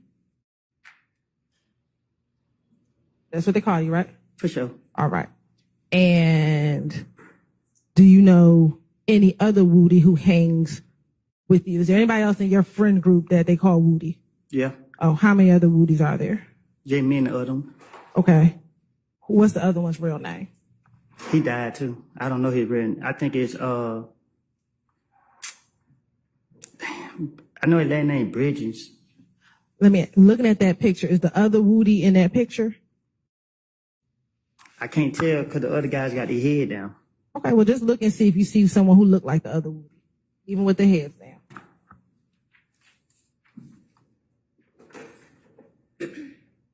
Can you show me a clear picture? When you say clear, what's not clear? Because he got his head down, he got his head down. My hand covering his face. Let me ask you this. When did the other Woody pass away? Right before I got the feds. When you say right before, meaning that year, a few months, what do you mean? I got it like September and somebody killed him like probably, I don't know when, but they killed him before I got out. Before you got out. Okay. All right. Looking at State's Exhibit 380 Yankee and looking at that picture with the 372 Woody, is that from your Instagram? You talking about the one with all the people in it? Yes, sir. Okay. Is that from your Instagram? I don't recall this Instagram. My Instagram is Woody versus Woody. Is that your newest one? What you mean? Is that the one that you currently have right now? No, the one I currently have now is Woody_self-made. Okay. So are you saying you don't know if that's your Instagram? I don't recall this Instagram. You don't recall that Instagram? Okay. You're right. If it's mine or not, I don't know nothing about it. But do you see yourself in this picture? Which picture? The picture that's posted on this. Yeah, I'm sitting right there, ain't it? All right. And right here, you can't tell if you see the other Woody. I can't. I can see me and him real clear. Both of us got our heads up. All right. Your Honor, again, the state will still like the tender Stacy Exhibit 380 Yankee for evidence. Let me see it, please.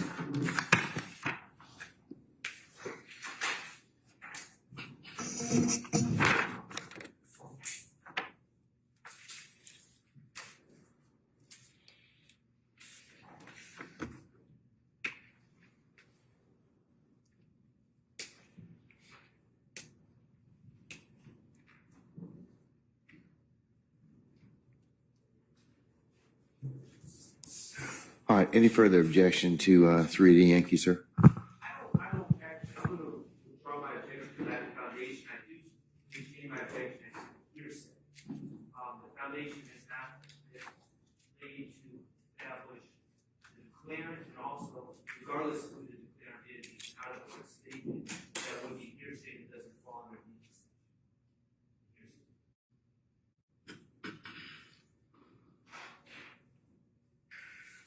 You all approach, please.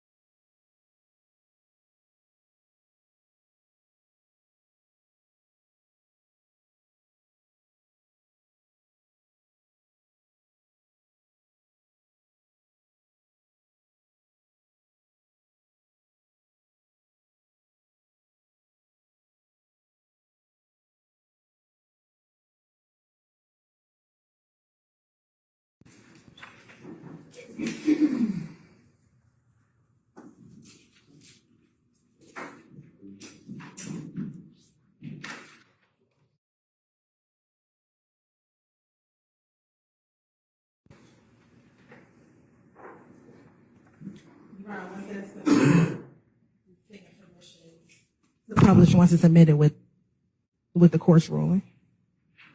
Mr. Short, any further objection to state's 3D? I'm sorry, I didn't, what is it, 380? Yeah, 3D Yankee. No, you're nothing further. All right, this is good. Right. Publishes. First, we're going to publish 358 Yankee.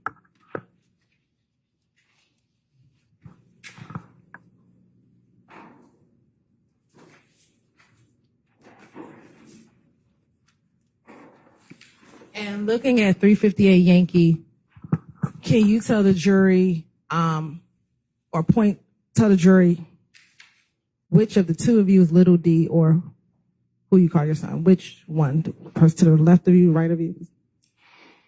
What you mean? Is that little D to my right?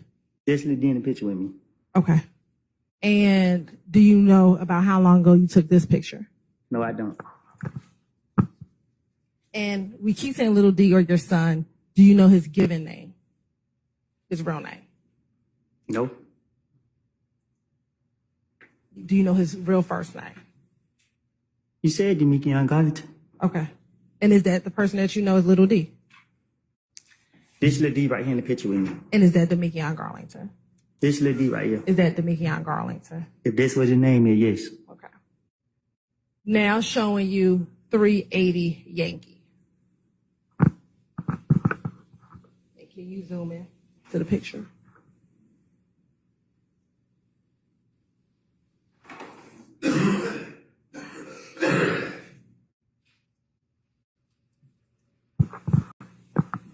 Now, looking at 380 Yankee, is that you sitting on the step in a white t-shirt and blue jeans and black and gray sneakers? Yes. Okay. And who's the other person you said that you knew in this picture? The ugly boy right here. Okay. And what is that? What is the individual that you pointed to? What's their name? Coco. All right. And in this picture, the person behind you with the 30 deep B.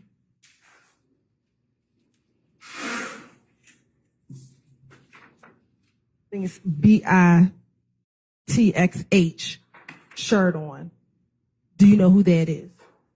I can't recall who that is. You cannot recall. Does that look like Demikian or Little D?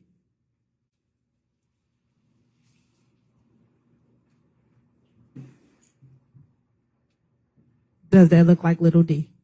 The head cut off. Okay. If you could, can you turn your chair around and look behind you?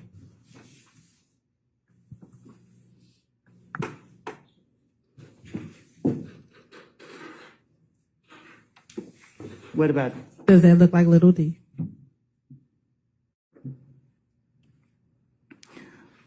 I guess. Okay. Well, is someone you call your son? Does it look like the person you know I to be your can't see son? that far. I just told you that from the beginning. Okay. All right. What, if anything, are you doing with your hands in this picture?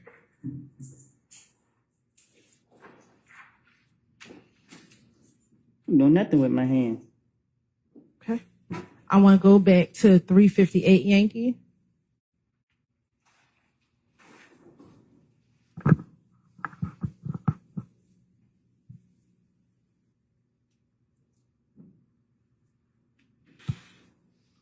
What, if anything, are you doing with your hands in 358 Yankee? What you mean? What, if anything, does what you're doing with your hands symbolize, if anything? A bird. Okay. Does it mean anything specific? No, throwing up a bird. Why are you throwing up a bird in this picture? Because I'm from Mechanicsville. Is that the symbol for Mechanicsville? We represent a bird. Okay. And then what about Demikian? Are you familiar with the hand gesture that he's using? Say that again. Are you familiar with the hand gesture that Demikian is using? And no, Now, I don't know what that for to mean. you don't. Okay. How is your relationship with Little D today? Meaning? Do y'all still have the same relationship that you had back in, say, 2015? No, we don't. How has it changed? I wanted him to lie for me, and he wouldn't. Okay. And when was that? Back in the day. When you say back in the day, what do you mean? When the police was accusing me for stuff, I went to Lil D and told him what I wanted him to tell the police, and he went to tell the police that, so I got mad at him. Okay. And what year are we talking about that this occurred? I don't know. Are you speaking about one specific occasion or just multiple times? No, I'm talking about one specific occasion, however you pronounce it.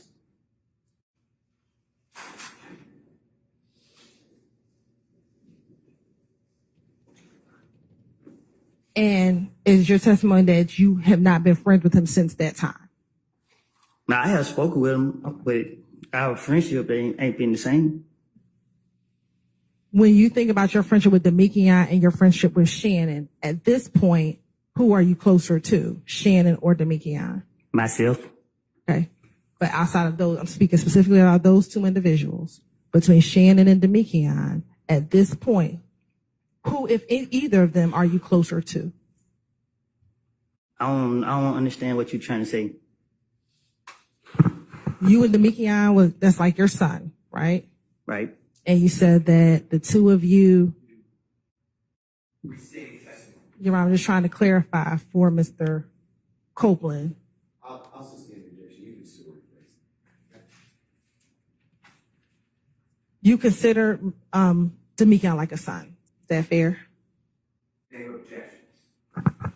I'll sustain the objection. Who are you closer to today? Demikian, Shannon, or neither one of them? God, Okay. That's good that you're close to God, but I'm talking about Demekion, Shannon. Who are you closer to today? Demekion, Shannon, or none of them, or neither of them? I guess neither. I don't know how to answer that.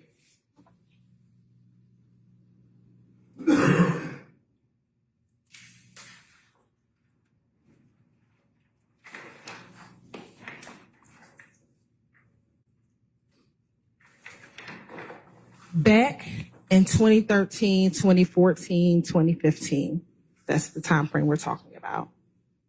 How close was the relationship between you, Shannon, and Little D?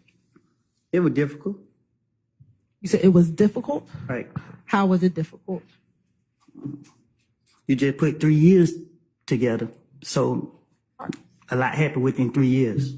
So let's first start with 2013. Describe for the jury your relationship with Demekion, Shannon, and Little D. Let's start with 2013. Tell the jury about your friendship and relationship with those two young men back then. As in what? Were you three of you close? Were you not close? Tell the jury about your friendship.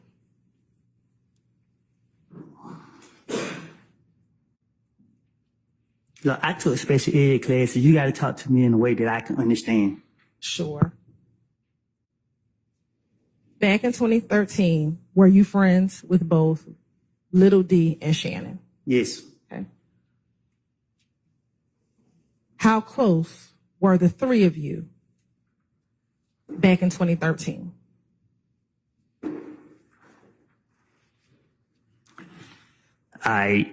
Again, my friend was killed. That's when I started embracing Little D. All right. In 2013. When you started embracing Little D, were you and Shannon friends at that time? Me and Shannon was friends, but me and Shannon was not together on the street as much as friends. We was not together a lot. Okay. When did you, Little D, and Shannon start hanging together a lot? 20.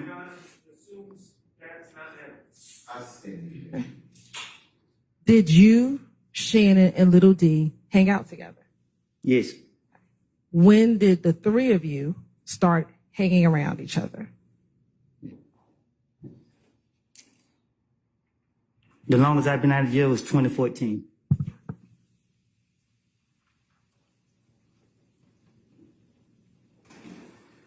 To your knowledge, did Little D and Shannon strike that? How did the three of you all start hanging out together? I don't know. Okay.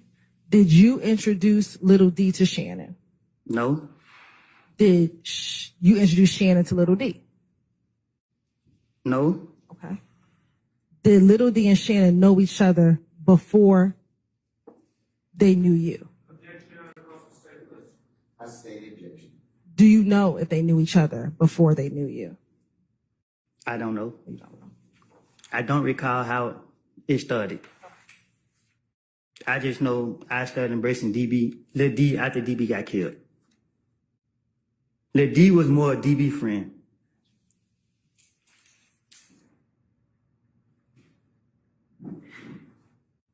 After DB passed, you embraced Little D. Did the two of you start hanging out with Shannon after that? I just said, how could I say this? Me and Shannon wasn't together in so long to be on the street. So I don't know when our three of us was able to get together. I just know at one point we used to go to the club together. Did y'all do anything else besides go to the club together? Yeah. What? Objection, Your Honor, may we approach? Sure.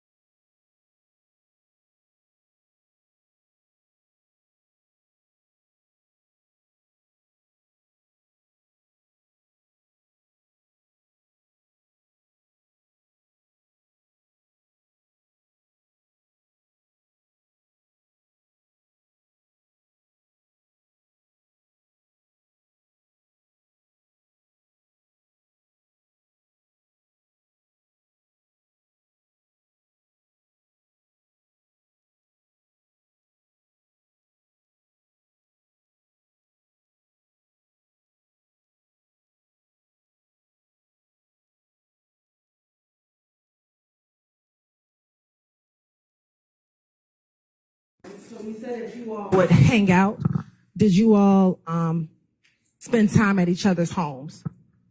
No. Okay. Did you all spend the time at other people's houses together? What you mean? Like, did you all go to other people's houses and spend time at other people's houses together? We didn't spend time at people's houses, but we don't been, we go to people's houses. Okay. You said you went to the club. Would you all go out to eat together? Yeah. Okay. Did the three of you go on any vacations together? No, we don't do vacations. Okay. Did you ever take any trips out of town together? Not that I recall. Were you familiar with any of Demikion's family? His mom, his I know his cousins? mom. What about Shannon? Did you know his grandmother or any of his other family members? No, I didn't.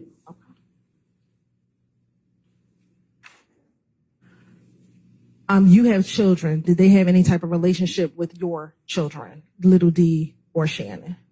No. Okay. Not that I know of. All right. What about you? Did you ever spend time? Let me back up. Did Little D have children? Ain't no telling. Okay.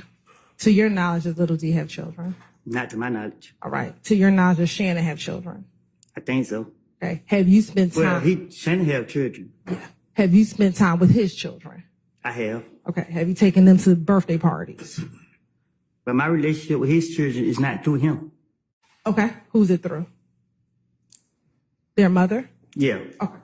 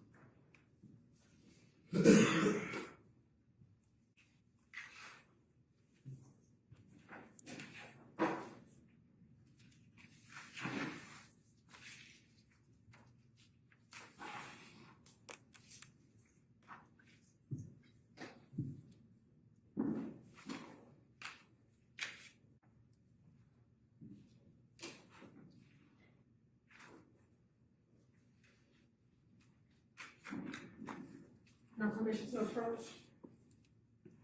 You show that to the defense counsel? Show it to him now, Your Honor.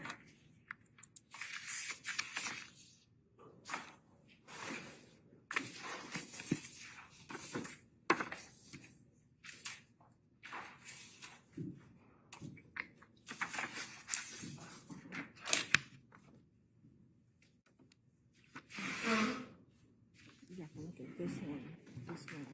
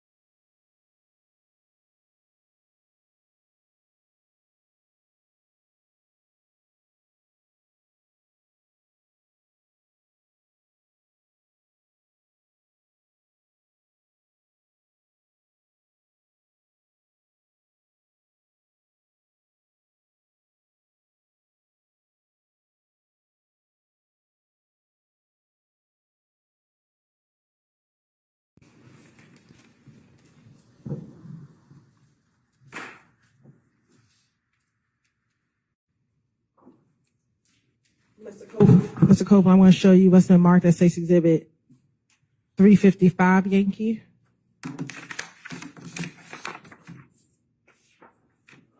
357 Yankee.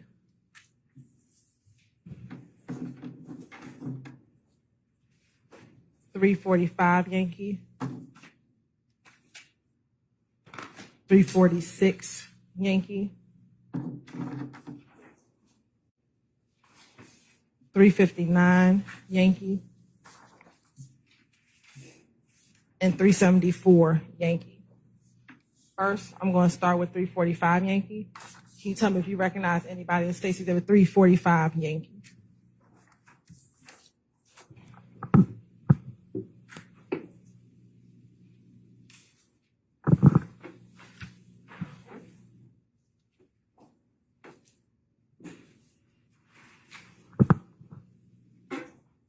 I can't recognize nobody in 345.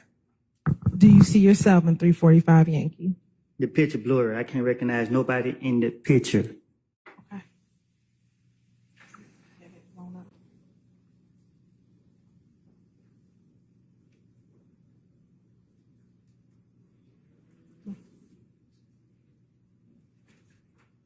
Okay. We'll come back to 345 Yankee. I'm now showing you what's been marked as State's Exhibit 346 Yankee. Tell me if you recognize State's Exhibit 346 Yankee. It's blurry as well. Okay, so you can't see that. All right.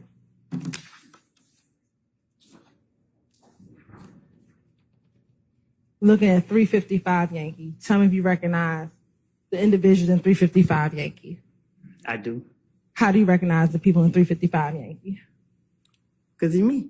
And who else? Is there anybody else that you know? Shannon. Okay. Anyone else? Yeah, and D. All right. Your Honor, this time to say what I intend to say Exhibit 355 Yankee into evidence. And objection to State's 355 Yankee. No objection. All right, State's 355 Yankees is dead.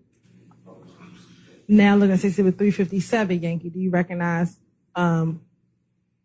anyone say Exhibit 357 Yankee? I recognize myself. Okay. Do you recognize anybody else? They look like D, but they blurry. I can't tell. Okay. Anyone else? Huh? Anyone else? Yeah. I can't tell who this is right there. All right. We'll put that in the blurry pile. We'll get back to that. Next, 359 Yankee. Do you recognize anyone 359 Yankee? Yep. Me, Shannon, D. All right. Your Honor, this time to stay with I intend to say Exhibit 359 Yankee. Any objection to State's 359 Yankee? All right, hearing none, it's admitted that he publishes. Thank you, Your Honor. And then last, State Exhibit 374 Yankee. Do you recognize anyone 374 Yankee? No, it's blurry. Okay, so that's in the blurry pile.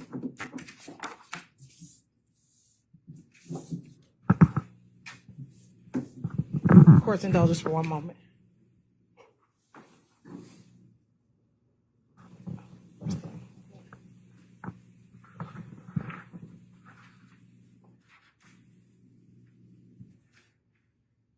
Your Honor, permission to approach Mr. Copeland with the laptop.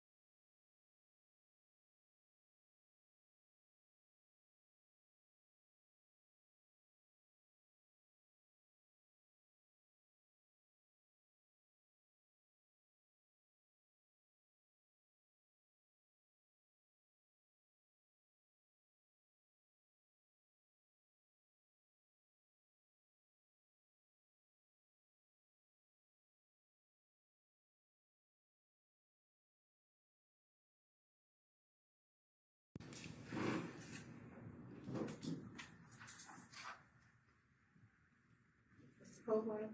I'm going to show you first things first. I want you to confirm with me. Do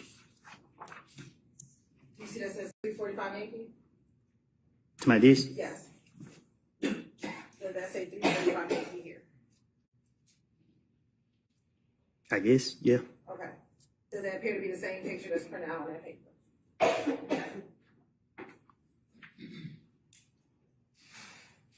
It looked like it. All right.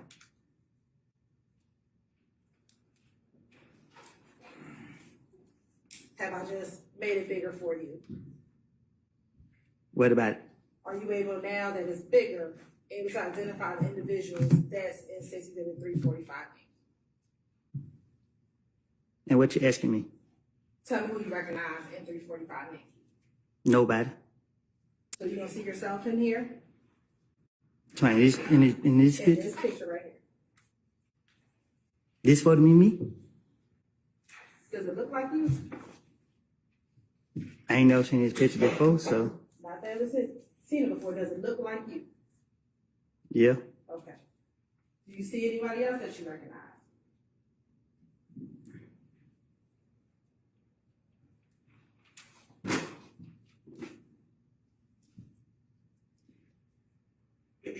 I think they Lil D. Okay. Does it look like Little D?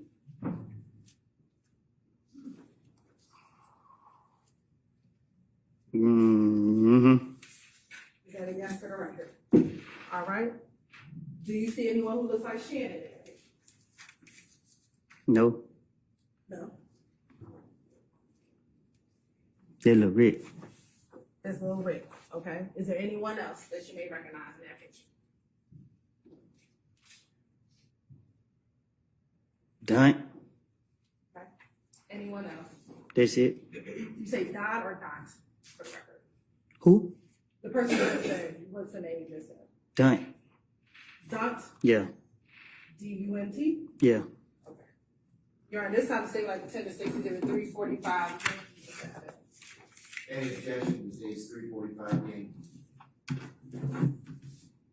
Yes, Your Honor. Thank you. I believe it's cumulative. The other photos at this point. That's it. And I have a response to Kim.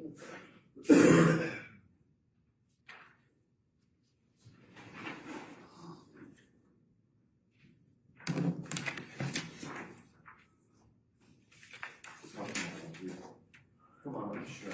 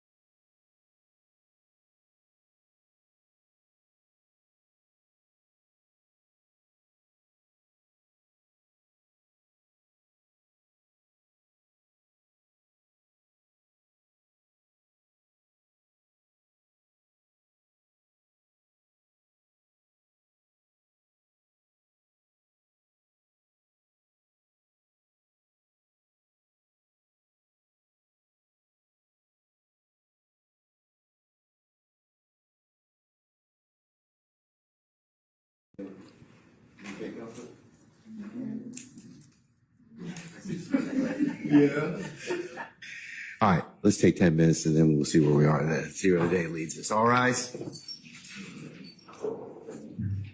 I got a headache.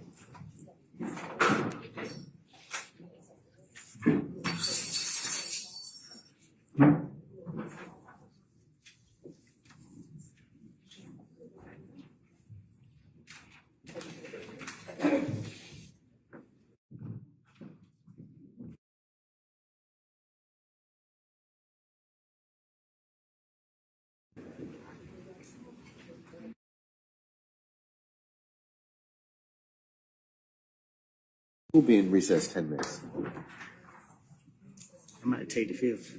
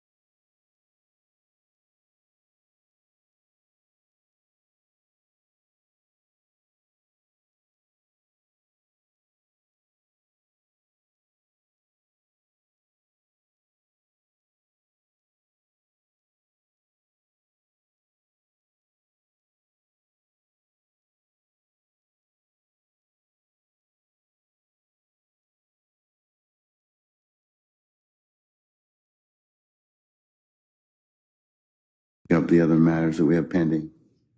Yes, Your Honor. All right, summon our jurors, please.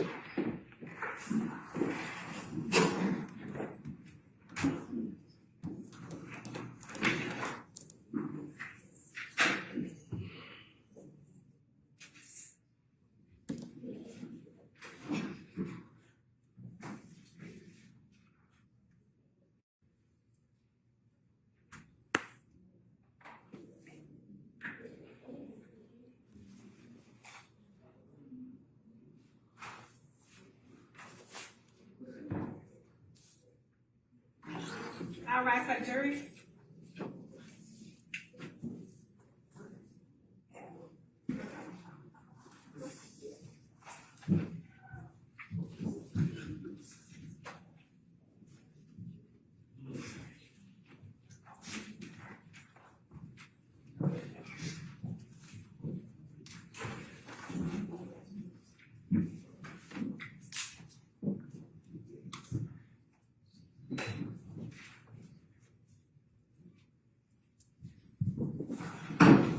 Our jurors are present and accounted for.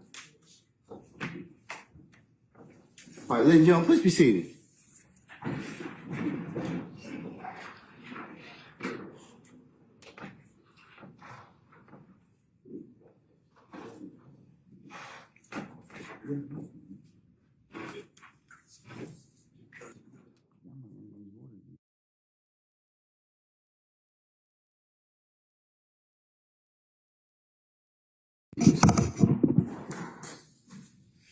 All right, ladies and gentlemen, the jury, how you doing? All right, listen, it's as you can see now, the hour is almost 6 o'clock, and there's some things we had to take up. So we're going to recess for the evening. Okay, so tomorrow morning, 9:30 for an anticipated 10 o'clock start time. All right, any ministerial inquiry of me? Okay. All right, ladies and gentlemen, let's go through your customary nightly admonitions. Okay, remember, as you leave here today, remember to leave your notepads in the basket. Do not discuss this case in ones and twos or back there as you are in your in your headquarters at your deliberation room, or as you're going back and forth to your homes of residence in our great county. Also resist temptation as well to even as in ones and twos for you to discuss the matter. Remember, I told you that it would be a violation for you to recap or otherwise handicap the testimony as you sit back there, because remember, you can only consider this case properly and lawfully, bless you, at a time and place and space that the court kind of tells you you're able to authorize you to do that. Remember, you cannot seek the advice of any third parties, any third party websites, any research or reference materials, any other things that would allow any extra information. Okay. Remember as well that if anybody should talk with you about this case in your presence or hearing, you need to, of course, let myself and Sergeant Ingram know immediately. And remember, you cannot go by any scenes that may be depicted or may have been talked about during this case at all. And remember, you can't take any pictures, discussions, or anything like that. So it's just that you're supposed to consider only what's been presented in this courtroom. All right, ladies and gentlemen, as well, thank you for your patience. Thank you for the attention that you've given this matter and the attention and patience you'll continue to give this matter. And unless you have any other ministerial inquiry of me, I'm going to release you till tomorrow morning at 9:30 for an anticipated 10 o'clock start time, okay? All right. All rise for our jury. Okay.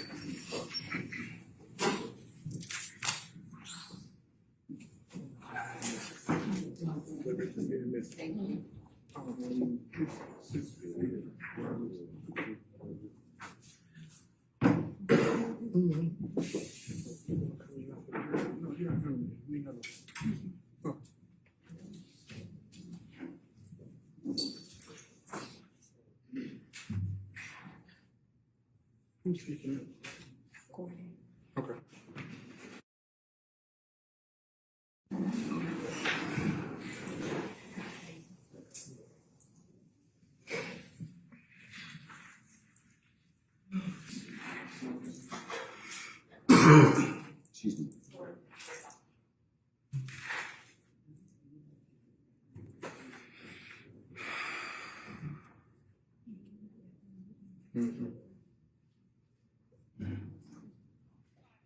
All right, Mr. Copeland. Sir, over here. Over here. It's me. The state has filed an order of request asking that you be relieved of your custodial portion of this particular contempt on the condition that you just continue to come back and give your testimony, okay? So I will release you from the custodial portion as long as you come back tomorrow morning. Fair enough? If you're not willing to do that, I'm going to leave you where you are. So the choice is yours, sir. The state's asked me to sign the order saying, hey, if you'll come back tomorrow morning, all I want to know is that that's the case. I'll be back. All right. 9:30 tomorrow morning, okay? All right. All right. All right. We can let Mr. Copeland be released and processed. And you have permission for the city wants to do this called the opposition. Say again? Can we have options? Yes. I'm weak, man. Y'all can speak to me when I get out. You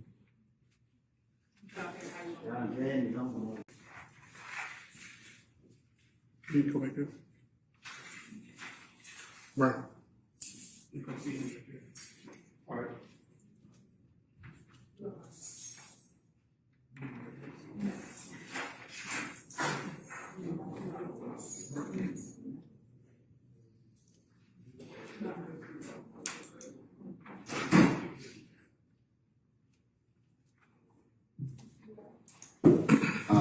That order, I'll go ahead and sign it, and I'll also make a copy of it as the next court's exhibit in order, and we'll e-file it this evening, okay?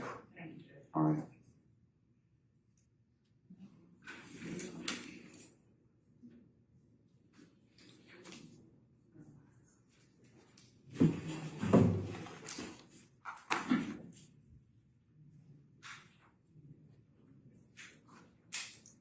Okay, Mr. Steele, are you willing to tell me at this point in time who it is that disclosed this information to you?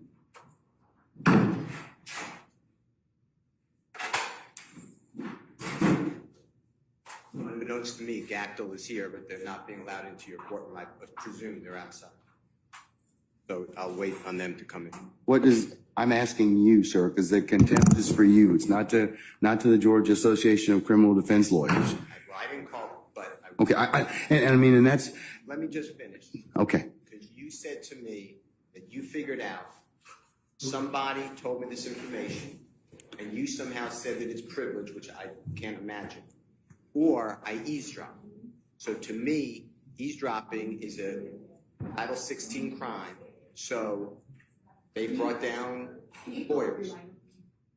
But they brought down lawyers. The lawyers are not allowed into your courtroom. It's not on. No, we just, Or they're not in your courtroom. we just don't have any space, Mr. Steele. And plus, they're welcome to go to 8H. I mean, I told Sergeant Ingram that we can let in as many as we possibly can, that we'll fill up our benches at this point in time, that won't violate our security protocols, but that 8H is available. And 8H then has to have right to counsel because they're here, and I'm not going to. Do you have an attorney that's here for you, sir? Sure.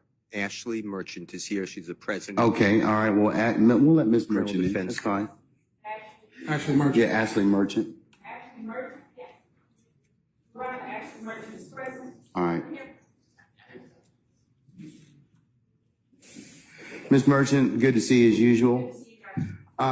I have told your client, you represent Mr. Steele, is that correct? Yes. For the purposes of the contempt. I've entered the order. I've entered the contempt already. I'm entering the order. I'm about to enter the order. I've held him in contempt earlier from today's proceeding by him not telling me who it is he got this information from. I'm not asking him for any of the sum and substance of the communication. He's been disclosing that, however, and that's why I kind of want to know who told him that. So if he tells me who it is that disclosed that to him, he will be able to purge himself of that contempt, and he's done. That's the only thing I'm asking for at this point in time. If not, then as you well know, as a criminal contempt, there's no supersedes bond, there's no appeal, and I'm going to put him in custody for this evening. And if he wishes to, which he can still purge if tonight Keith Adams emails me or you email me and tell me, well, it was X. So I'm going to give him as much flexibility to purge himself of this contempt. Only thing I want is, because of the way this information was disclosed, it is troubling to the court, and it's very, since it was a ex parte communication.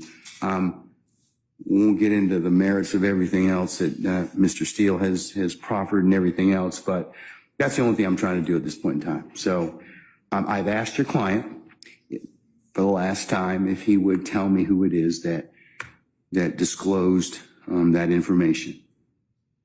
Judge, can you come up with a microphone? Sorry. Please. Where would you like this? Microphone, it'll pick up, madam. That'd be great. Thank you so much. Just for the record, Ashley. Which one? It'll turn green. Yeah, it'll turn green. Yes, ma'am. Is it on now? Yes. Okay, great. Thank you.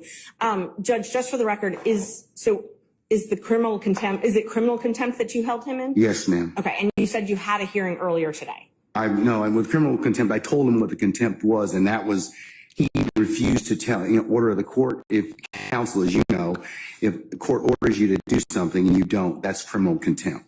So I've asked him several times, please just tell me who it is that told you. I didn't ask or inquire about anything that was said. I just want to know who it was. Okay. Because he's got too much detail of this particular alleged conversation for the court to be concerned about it. So. And Judge, since it is a criminal contempt, he is entitled to due process. He's entitled to a hearing, entitled to an actual show cause, entitled to the allegations actually written, entitled to a witness list. We're entitled to present our own witness list and notice of that. Criminal contempt is different. It is on the spot. So he's gotten the due process he's going to get. That's on the spot. I told him. Plus, he's had all day to tell me who it is that is it. So a little different, Ms. Merchant. I'm going to disagree with you, but well, and okay. Judge, just for the record, it's that's direct. So what you're holding him in is in direct criminal contempt. Yes. The issue with the direct criminal contempt is whether or not to actually hold a hearing now, whether or not it needs to be held immediately. And the problem is, if you hold him in direct criminal contempt, as you're saying that you did, you are a witness to that proceeding. And so it has to be referred to another judge. Doesn't require recusal. You actually have to sua sponte send it to another judge because you are a witness to the proceeding. Show me the case law that says that, Ms. Yes, Merchant. it is Henry McClarty. It's 152 Georgia App 399. And it says that is one of the cases. Also, two other cases, Henry Adams, 215 Georgia App 372. Well, 1 second. Give me the name of the first case again. Henry what? Do you want just the number, Judge? Yeah, I would. Thank you. 215. 215. Georgia App. Georgia App. 372. Okay. Also 215. Georgia App. 349. Okay. That's Adams and Hasty. All right. Let me take a look at those.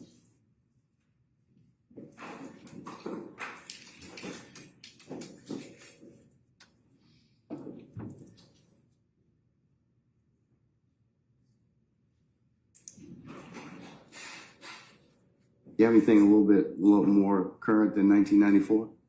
Hasty is 94. Unfortunately, contempt of attorneys is not a common proceeding, so most of the cases are a little bit older.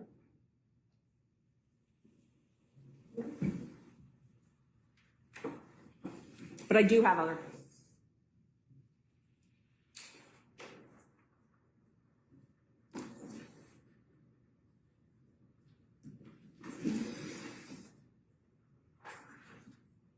And Judge, I'm not the only one here. There's quite a few other lawyers that want to be present in the court. There's about 20, 25. The challenge is I have space allocations, as I told you.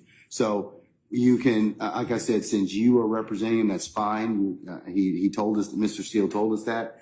Anybody else, because I have security concerns as well, and we have to vet people to come in, then they can go to 8H, and they can certainly watch the proceedings from there. Okay. And Judge, for security purposes, they're all attorneys, they're all members of the bar. I can give you all their They names. still would have to be searched and still would have to be subject to the court's protocols. And also, there's room in the jury box and then there's room in the courtroom. So we would ask that they be I allowed to. don't want them in my jury box, okay? No. I understand.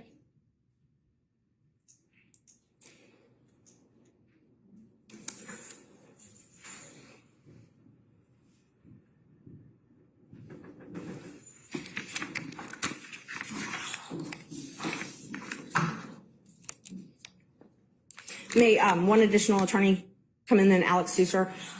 And we're here on behalf of Gactel for our strike force. He is the chair of the strike force. I'm the president of the Georgia Association of Criminal Defense Lawyers and also a member of the strike force.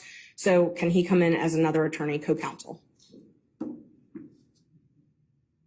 Yeah, I certainly may, sure. Great. Alex Susser. Alex Susser. Thank you, Judge. Henry Adams, it has two issues. One is the motion for disqualification, okay, and that's and I think the judge went ahead and did some other things that caused there to be that issue presented. So I don't think Adam. I'm gonna take a look at the other case. That was Henry Adams. That was 215 Georgia 372. I'm gonna Yes. look at the other case just a second. And there's several others when you're ready.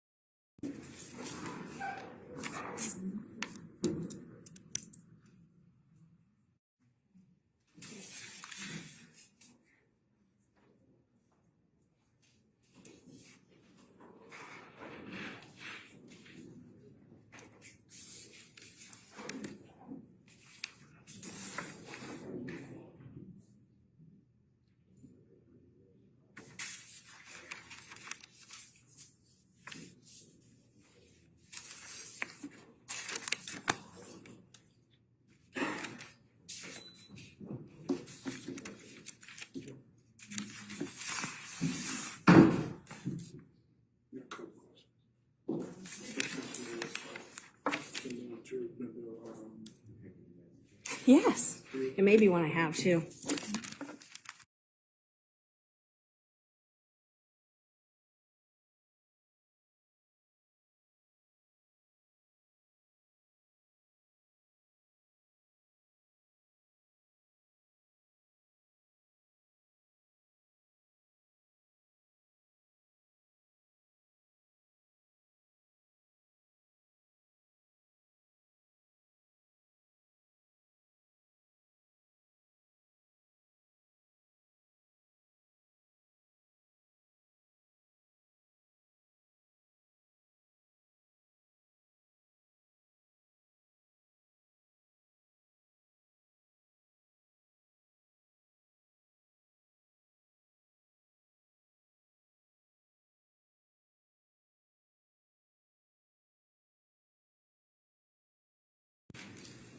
Hasty's conduct didn't rise to a level that necessitates warrant summary contempt by the court. That's the difference with Hasty than in this particular case. So I distinguish your two cases that you've given me thus far.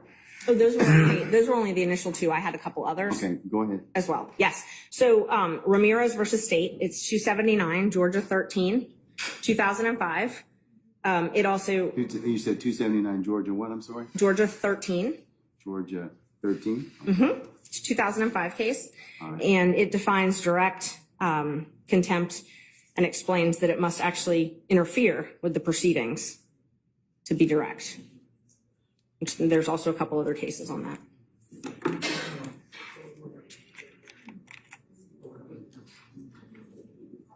See, but you all are covering under, let me see. I'm sorry, Judge? Hold on. Just a second. Pardon me.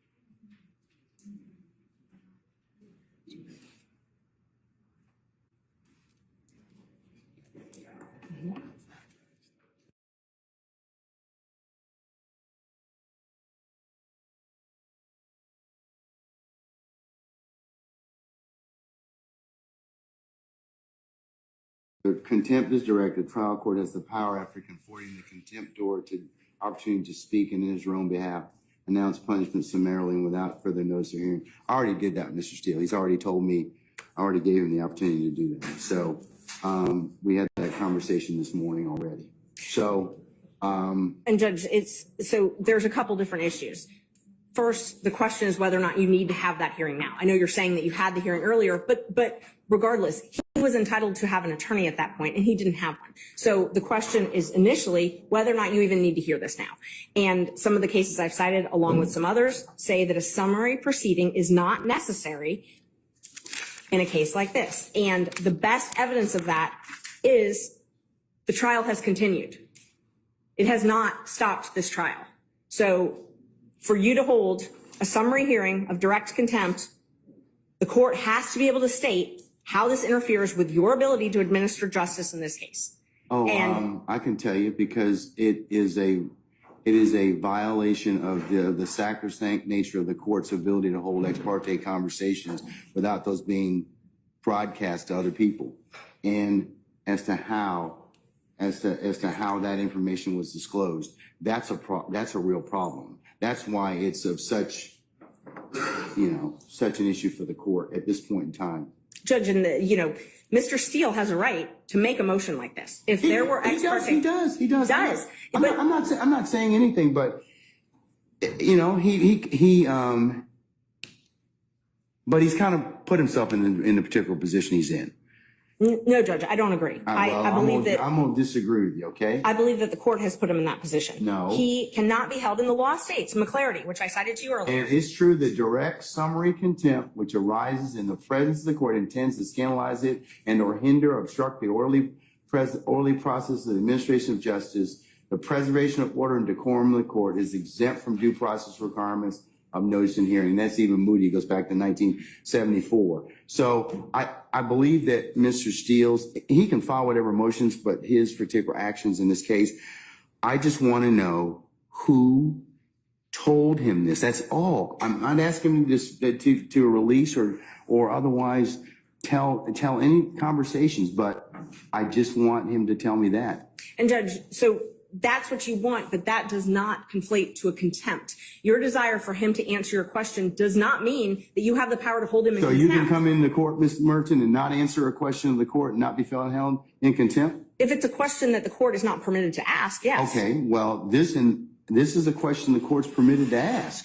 And it's our position, if we had a hearing, we could explain to the court why he is not required. First of all, the court accused him of eavesdropping. That is a crime. He has a Fifth Amendment privilege against answering those questions. Rule 1.6 protects all confidential information that is gained not from your client, but in representation of your client. He has the ability to protect that information. But we don't even need to get there because he can't be held in contempt, and you can't threaten him with contempt for presenting a motion in good faith. He presented a motion in good faith that he believed there were ex parte communications. You are a witness to that because it's my understanding that you were part of those ex parte communications. They can't be ex parte if you weren't part of them, by nature. Okay. Well, you have to be involved. Therefore, you have to be a witness. So you are a witness. You cannot also but you got the information. But here's the thing. You got the information allegedly from an improper methodology. I'm not saying that he eavesdropped. Okay, I said that one of the things is it's either one of two ways. He either eavesdropped, which I don't believe he did at all. I don't believe that for a minute. But I do believe that somebody did tell him what was the sum and substance of the court's conversations, and that would not be permissible. Judge, let's just back up for a second. He makes a motion because he has reason to believe that there were ex parte communications made. The court has a duty, if there are ex parte communications made, to alert counsel. He shouldn't have had to learn it from wherever he learned it. I think that he caused that particular circumstance. I think that he had a conversation with somebody and he got some information that he shouldn't have had to begin with. So, Ms. Merchant, I'm of the opinion I'm going to stand on my ruling at this point in time. I'm going to hold him in contempt. So at this point in time, is there anything else you want to tell me? Yes, Judge. There's quite a few other things. So first of all, we would ask for you to be recused from this case because you are a witness necessarily. It cannot be an ex parte proceeding without you being a witness to this. So you are a witness to this proceeding. Therefore, yes, to the contempt. To the contempt. You are a witness to the contempt. So you have now, and if it's criminal, which is what you're saying it is, Mr. Steele is entitled to all the same due process rights that Mr. Williams and every other defendant in this courtroom is entitled to. He's entitled to those. One of those is to have a fair and neutral judge decide his case. One of those is to have a judge who is not also a witness in the proceeding deciding whether or not he's in contempt. This needs to be heard by a different judge.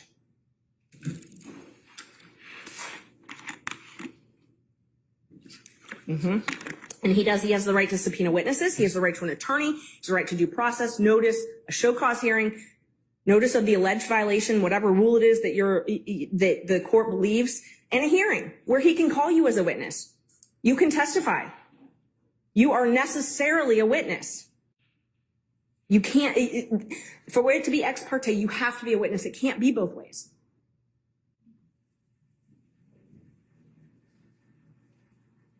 I'll let an appellate court decide that. So, anything else? No, we'll file a notice of appeal. Okay. And we need to have the order reduced in writing as well. I'm going to do that right now. I will say for the record at this point in time that Mr. Steele has in fact, or has filed, and I will note this as part for the record in this case.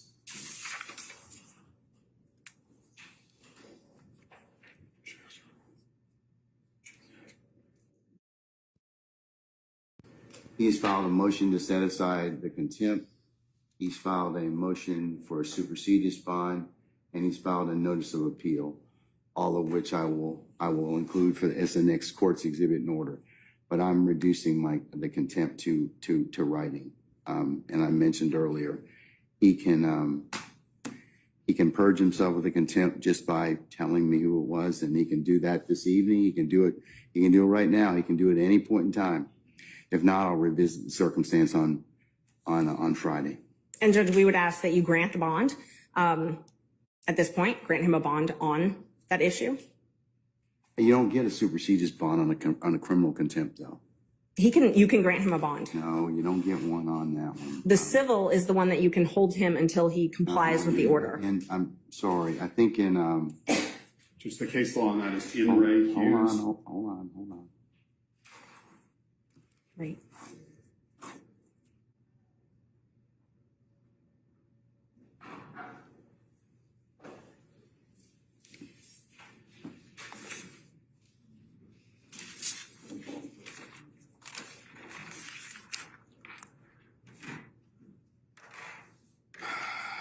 The supersedis bond requirement does not apply in the contempt in the presence of the court during the progress of a proceeding, OCGA 5-6-13 Bravo.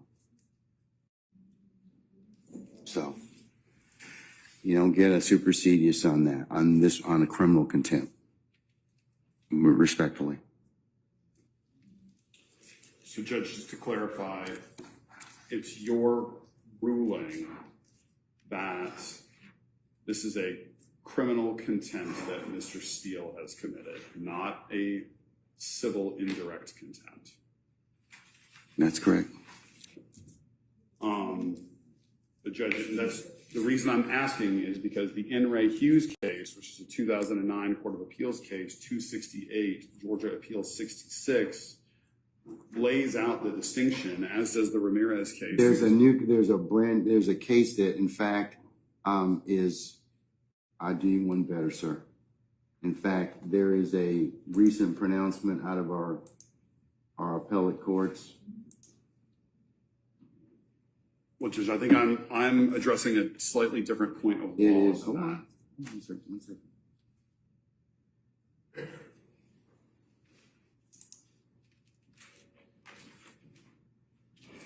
Give you two cases. One is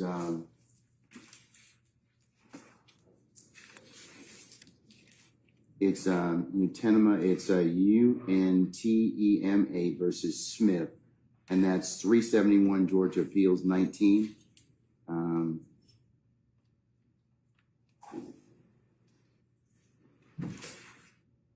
which was decided March the 12th of this year. It covers the differences between the types of contempt. And then there's another case that I'd invite your attention to, and that is Henry Syverson. It's Syvertson, and that is 368 Georgia Appeals, Georgia App, I should say, 865. And that was decided July 31st of last year. And Judge, I'd just like to point two things out. The statute that you were citing about the supersedious, it only says it's not mandatory. You still have discretion to grant him a supersedious bond. The other, I'm not going to grant him a supersedious bond. and so you definitely have the discretion to grant him a supersedious bond. The other issue is if it is a criminal contempt and you are finding him guilty of criminal contempt, then we have to have a sentence imposed. Now, civil is where you get to hold him until he complies. No, criminal is where you get to impose a sentence, maximum 20 days and $1,000 fine. So if you're going to incarcerate him under a criminal contempt, he's got to be sentenced. Well, his contempt is as long as he, when he tells me what the basis of the conversation was, who, I didn't ask what, but he tells me that, then I can certainly, he purges himself of the contempt. Then that's civil, Judge. That's civil contempt. That's civil. Judge, and that's respectfully, I would point you to In Re Hughes, which stands for the same point of law.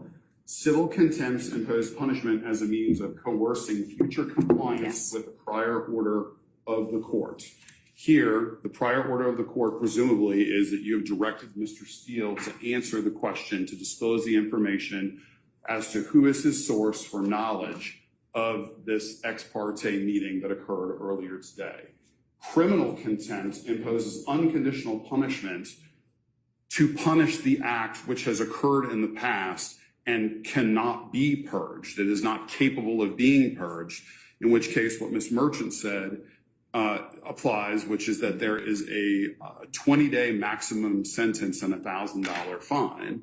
It is, for all intents and purposes, a misdemeanor offense, Judge, which is why the enhanced due process protections apply to that. Now, Mr. Steele has indicated to us he does not believe that he can answer the question without violating his duty of loyalty and duty of confidentiality to his client. So he is being placed in a position where he's either going to jail or he's going to commit an offense that will put his license to practice law at risk. And that is an untenable position to be in. And Mr. Steele is a zealous advocate for his client, and he is simply trying to protect that duty of loyalty and duty of confidentiality, because if he answers your question, it is very reasonable to assume and likely that he will be facing a bar complaint that could result in a suspension or in the loss of his license. And so he's in a very, very difficult position where if we were able to have a full contested hearing with the benefit of witnesses and an impartial judge where you're a witness, then everybody could present their side of the story. And I'm not doing that. The reason being is because that takes away the whole point of criminal contempt. And that is, you do something, the court tells you to do something, order of the court, and you don't follow it. I didn't ask him to do anything illegal, immoral, unethical. I just asked him to tell me. I know what the privilege is. The privilege is the conversation. I didn't ask him about that. I wanted to ask him about who, the person, because okay, I'm sorry. Sorry, Mr. Steele has indicated to us that he does not believe he can answer that question without also violating the privilege. Okay. And Judge, that's why we're trying to figure out if it's criminal versus civil. So the issue is you're picking and choosing. You're saying, well, you get the bad side of criminal and no bond, but I really am actually trying to punish you civilly, which is when you hold someone until they comply. Okay, let me think about it just a second, okay? I'm gonna take 5 minutes out and I'm gonna think about it. Thank you. Okay, all right. So we'll be in recess about 5 minutes.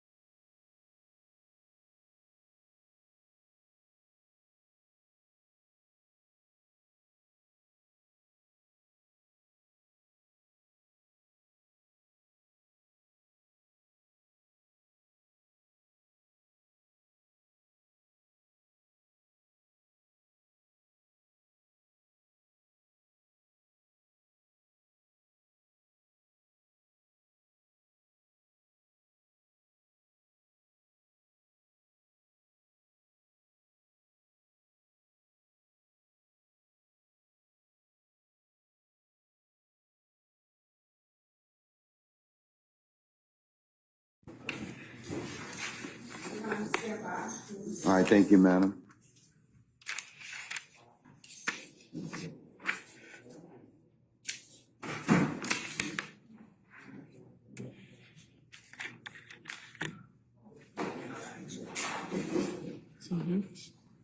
Yeah. Yeah.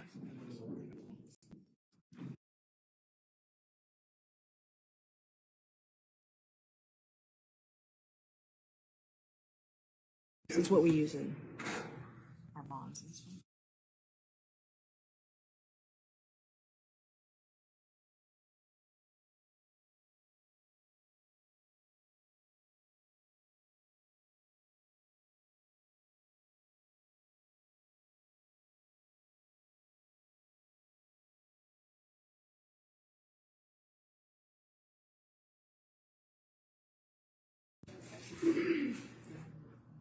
Sergeant Brown, is everybody present?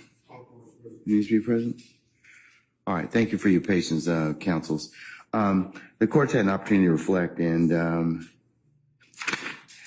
Mr. Steele, if I could ask you to take the podium, please, as well, and stand next to your attorneys.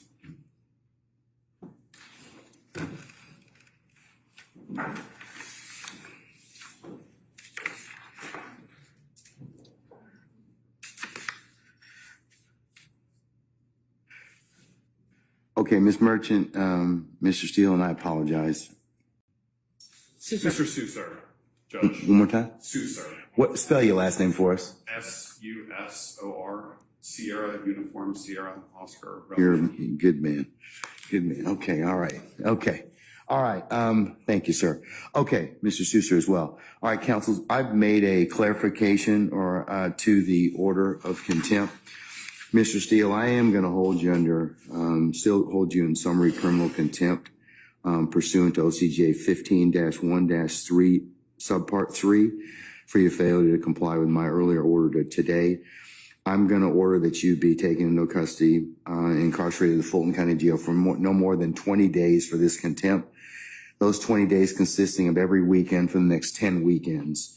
And you'll be reporting to 901 Wright Street Northwest, Atlanta, Georgia, 30318 at 7 p.m. on Fridays. You'll be released on 7 p.m. on Sundays.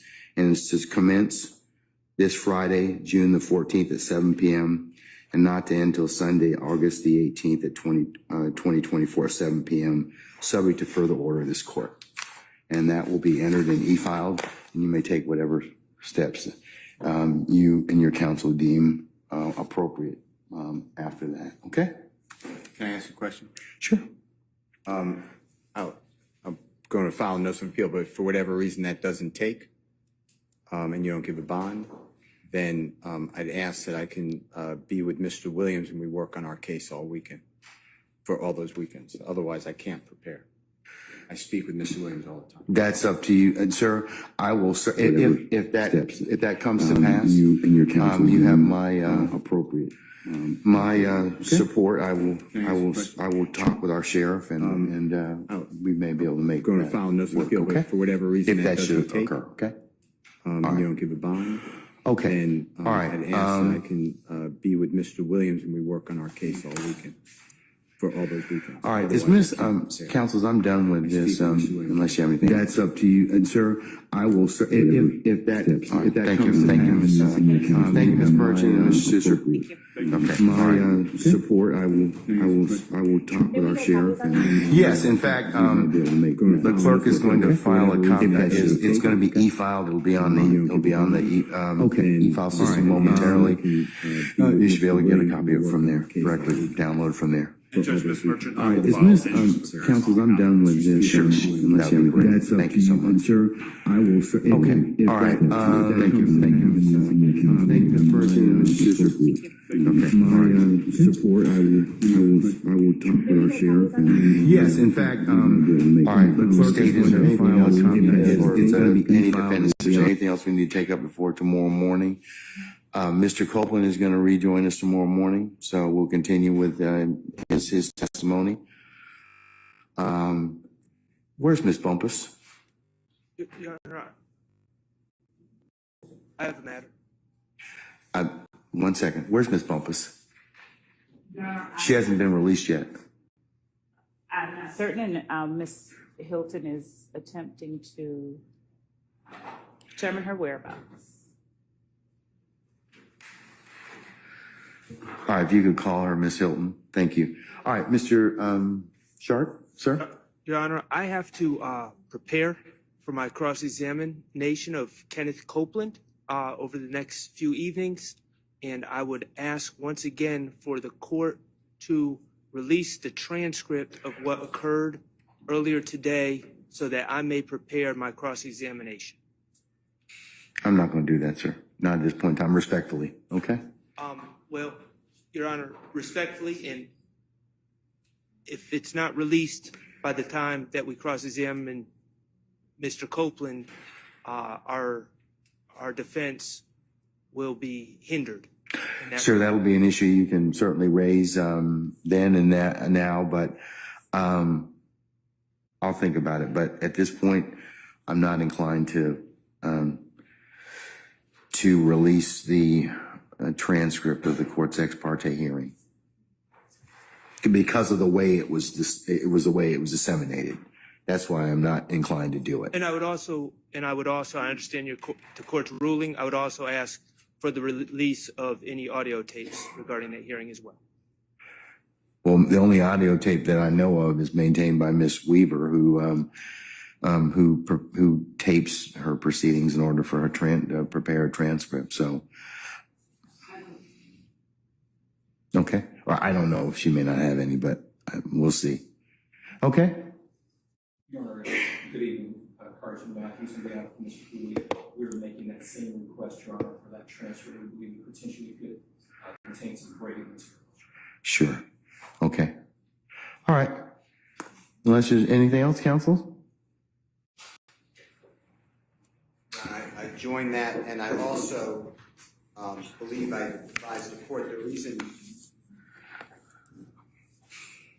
that I also want for confrontation cross-examination is supposed admissions Mr. Copeland made about our case outside our presence, and based upon information and belief, the court handed Mr. Copeland allegedly the long false swearing and perjury, and if that's true, I'd like to also talk with him, if he'll talk, about how that came about. I'd like to read the transcript. So I'm joining in, but also it goes to matters that are discussed about the case based upon information and belief.